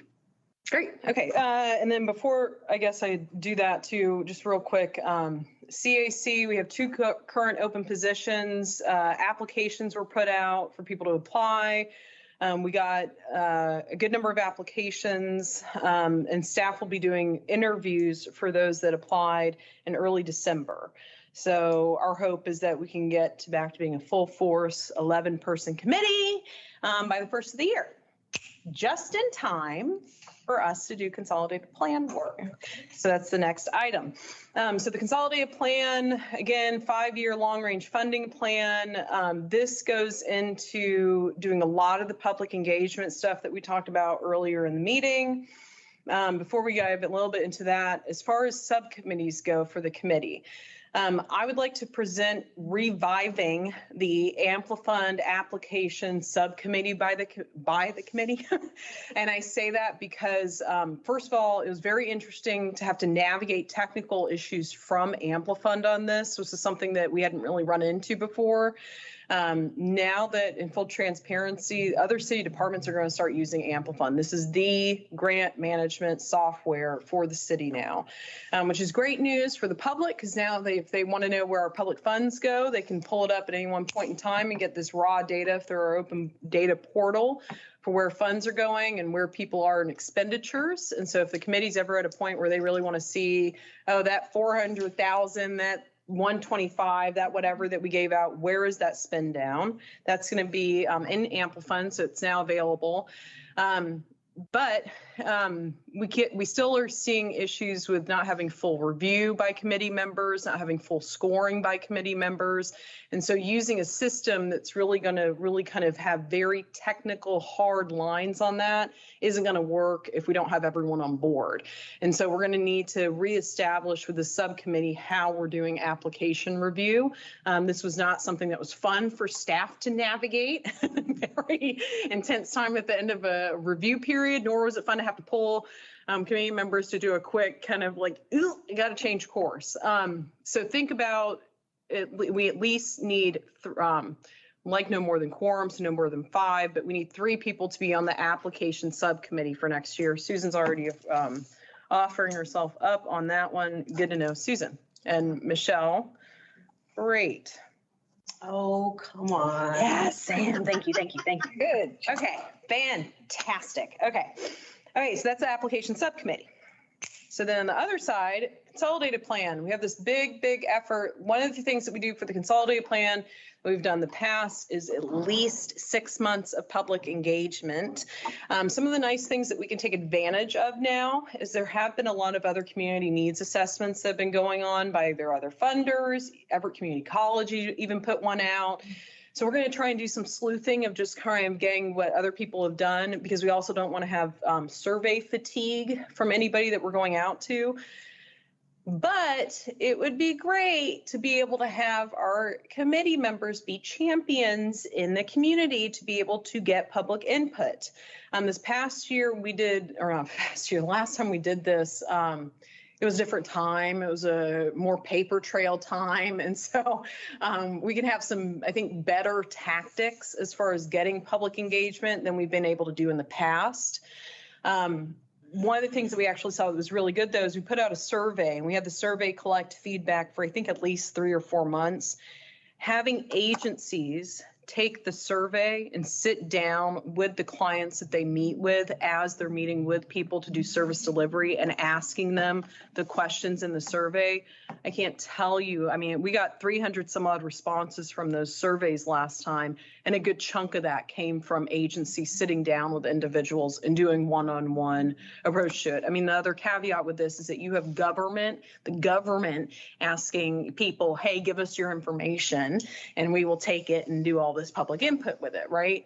All this is anonymous. All this is just to be able to collect public input for it. But one of the things I would like to propose to the committee is creating another subcommittee, or even if we have so much interest that we have, that everybody just wants to do this, that we end up having this as a topic of conversation consistently with the committee. And that means that we're going to be meeting a lot more next year. So I'd like to have a group that's able to focus on just the public engagement component. The consolidated plan has a couple other major components that support it. Market analysis. We're going to work with the planning department and gathering census data and American Community Survey stuff. If anybody's interested in that stuff, be happy to pass that over. Very technical. And we also have a market analysis. We have a strategic plan. You guys will help to form that strategic plan based on the needs that we collect. And then we have the needs assessment that ends up all compiling and coming in with the consolidated plan. Standalone from the consolidated plan, though, we also have the Affirmatively Furthering Fair Housing Report, or AFFH for short, which basically looks at, okay, well, how is Everett doing for fair housing? What are the discrimination complaints that have been filed with the state? Sorry. Cat? I think Sam missed this. Cat? No, it wasn't the cat. It was the official rating, yes. So we have the external consultant comes in, they do an analysis on what is Everett's zoning code for putting in affordable or market rate housing in the community. How are we doing for discrimination complaints filed by the state for apartments within the community? Some things the city isn't directly involved in, because of course we're not going to get between a private landlord and their own kind of, property and stuff. But these are things that we still, regardless, have a a responsibility to be able to be mindful of, as well as incorporate any fair housing components that we can into our federal funding practices. It's interesting, one of the things that ends up being actually a good benefit for some of the agencies that we fund is those agencies, legal services being one of them, do help to have fair housing component support for what we end up doing, because now they actually have the ability to come in and help with eviction prevention between landlord mediation for low-income persons, right, at no fee for them. So thinking about community engagement, knowing that we have buckets of work that we've been doing for a long, long time, and that we do want to have kind of ongoing, at least committee updates for this, is this something that the committee would like to be interested in either forming a subcommittee on engagement? And I see one nod. Or do we need to, and if we do this at a big committee level, that means it's going to sometimes be painful, very long meetings. Sometimes we're going to have a lot of discussion on it. But if that's the direction the committee would like to go in, happy to support that as well. So either we have a subcommittee that can report back to the general committee updates on public engagement, or the committee as a whole agrees this is the effort that every single committee member will help to support. Yes, and, because that's my new thing now. Yes, and. I like it. But yes, and are we allowed to team up with some of these, what would you call them? What would you call Chip? Agencies? Lovely. Programs? Are we allowed to like kind of team up with some of the agencies or programs to help with that community engagement? How you said like they individually surveyed people. Are we allowed to do that while still allowing like the people that we survey to just remain anonymous for their own whatever reasons? But like, could I walk into a CHIP program and be like, hi, I'm here to meet with Jane Doe of whatever, and we just want to sit down and, talk to 20 people? So I think that what I also hear, in a sense, I want to say yes to that, but I want to make sure that I understand what you're getting at, Sam. So I want them to interview just, putting it all on their staff. As a member of the city council, as vice chair, I feel like, it'd be great if I could walk into any of these agencies and meet up with people and help them with their surveying effort. Yeah, no, so 300, whatever number you gave, that doesn't sound like a lot to me. Well, and comparatively to the city population, it's not, right? I mean, it's a good amount to get a good amount of responses, but it's also if one agency did really good on getting responses, I mean, that agency had tipped some of the actual input that we got from it, right? So we want more equitable, more wide range, more responses for everything, just because that gives us a better sampling of everything, right? I have absolutely no problem with committee members, and I see no problem with committee members going to agencies, and maybe you do it in partnership with another committee member. Just don't have 5 of you go and do it, because now it's a public meeting.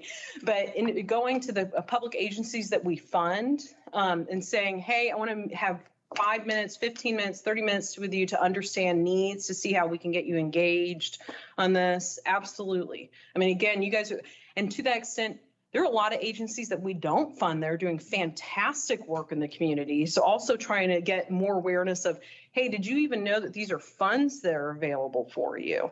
Sometimes it's also just making the awareness of the CDBG program and then going like, I know it's complicated, I know it's federal, but it's the whole point of why we exist, is to help agencies navigate that stuff. So I think it's a great idea.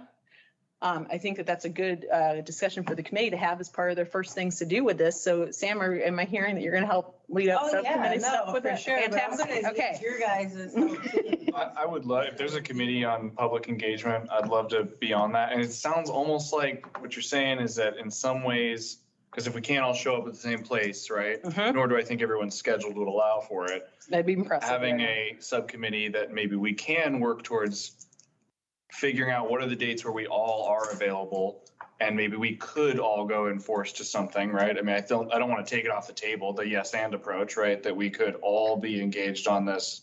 But I also know that there's other subcommittees and there's other things. So I volunteer myself. I'd be happy to be a part of any subcommittee stuff related to public engagement. But I would love to see everybody do it because I think we're all Right. probably. We'd have to do it separate, like. Right, else we'd otherwise you quorum. have to have a public meeting. You Yeah. have to, it's because the Minute. public. So that would be my question though. So, and I didn't mean to cut you off, but That's okay. say like the neighborhood meetings that are done, right? Mhm. If we could say, well, we know that they're all planned well in advance, we could all go Right. as representatives of this committee.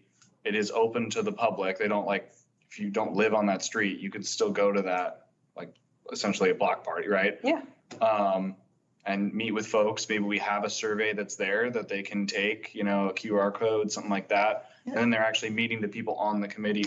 They might replace us someday, so. Could it work like this where the subcommittee meets and kind of creates a plan that then we're then brought back in Yeah, I like that. to say, hey, we've identified these engagement opportunities, and then we divvy up from there To the bigger. That's why she's to the the chair. bigger question, so that I take on a few and Molly Yeah. takes on a few, and Sam is running the subcommittee and getting that kind of together and saying, this is what we've got in store for you. Here's the agencies, here's the timeline. And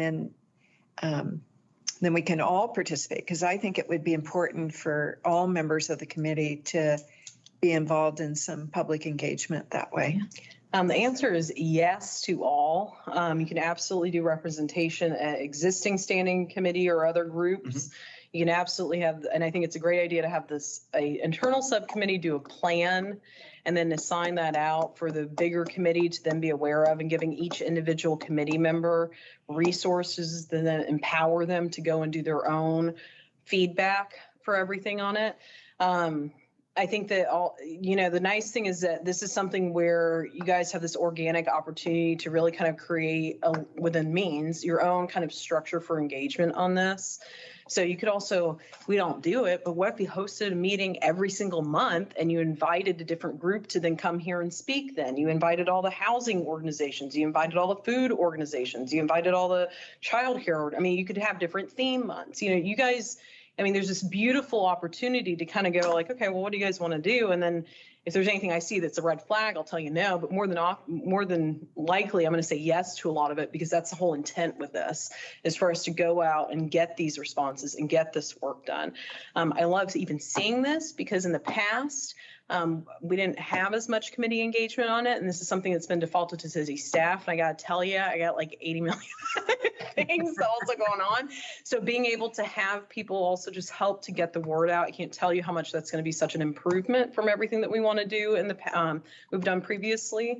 And there's something that we can also learn from the stuff that we ended up doing for the 2020 to 2024 consolidated plan. Like public infrastructure improvements for sidewalks, it's like fantastic. That was a great need, but I haven't had in the 5 years one person apply. We've had neighborhoods interested, but we have to have entities able to actually facilitate this, right? So it's something also that we may end up looking at lessons learned from the previous consolidated plan. You guys can go like, I love that we did that. You know what, even if we didn't have anybody apply for down payment assistance, we got to maintain that as a priority, and so you then carry that forward anyway. So all good ideas. Right now I have Sam and Chris on the subcommittee. Anybody else in the current group want to ante up on this? Otherwise, I'm happy to join, but I would want to say that I really think it's important that the engagement, I don't think we're not saying this, but the engagement is at least twofold. One is understanding community needs, but then to me, the part that I'm most excited about is getting out the word to organizations and making sure we have a more diverse, it was all the same names as last year. And maybe that's a good thing. Always like that. Because they've done CDBG grants before, so they know how to handle them. I get that. But it was so awesome for me to see a childcare organization on there, but it was only one, and it was only $10,000, right? I love the idea of how could you get more of that in? So I think if we get the engagement with at least two prongs of one being understanding needs and engaging with the community to do that, and then also trying to increase our outreach to organizations that are eligible for a more diverse pool, but also so we don't have situations where we had last year where we like put out a call and no one applies for it. And that's part of that's a balance of the market analysis with the needs assessment, right? I mean, the community, you're going to go out and find that the community, man, I really, really want I'm going to make something up. I really, really want a water baseball field. I don't even know what that is, but I really, really want a baseball We field. have that, And- Aqua Sox. Great.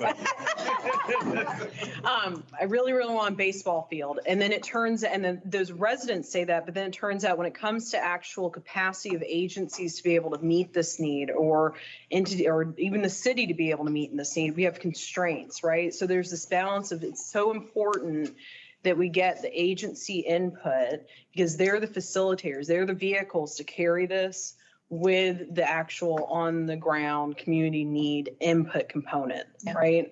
So it's something to constantly think about. Okay, so everybody have this much engagement because I feel like, when did I join this? 2018? I don't even know. But I feel like we've fallen off really hard with our like committee engagement. Like, I'm even on the Rethink Housing Committee, and I haven't been to a meeting in years. I'm like, do we even still exist? So the engagement, no, I don't even know. I don't think so. I think No. that's done now. The Oz, the like, no. We were never as strong as we were back when Wendy McClure was still here, and that's like, so I think that we definitely need to have more engagement because that's going to help us with our familiarization and really establish like who and what we are and care about as each individual member, rather than showing up and saying, I second that motion. And I think that's fantastic feedback. And that's where, when we do committee applicants, that's one thing that we kind of, staff tries to really kind of drive home as a point is, like make sure this is something you're going to have to be engaged. You have to show up to committee meetings. You have to be able to go through the work of reading all the applications. You guys did fantastic. You have to, be able to do this work for needs assessment, to be able to work with the organizations and go out and be the community champions and stuff. And I'll agree with you, Sam. It's like I would have loved to have had more than just quorum tonight, right?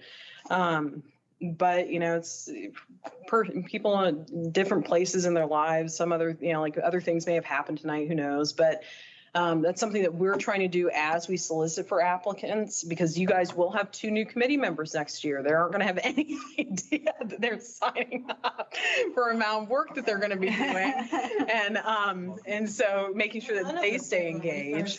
Exactly, and it's something is like it's not much work for the first half of the year. So I think if we like put all this engagement stuff in the first half of the year, Most of these things like you brought up, broad categories.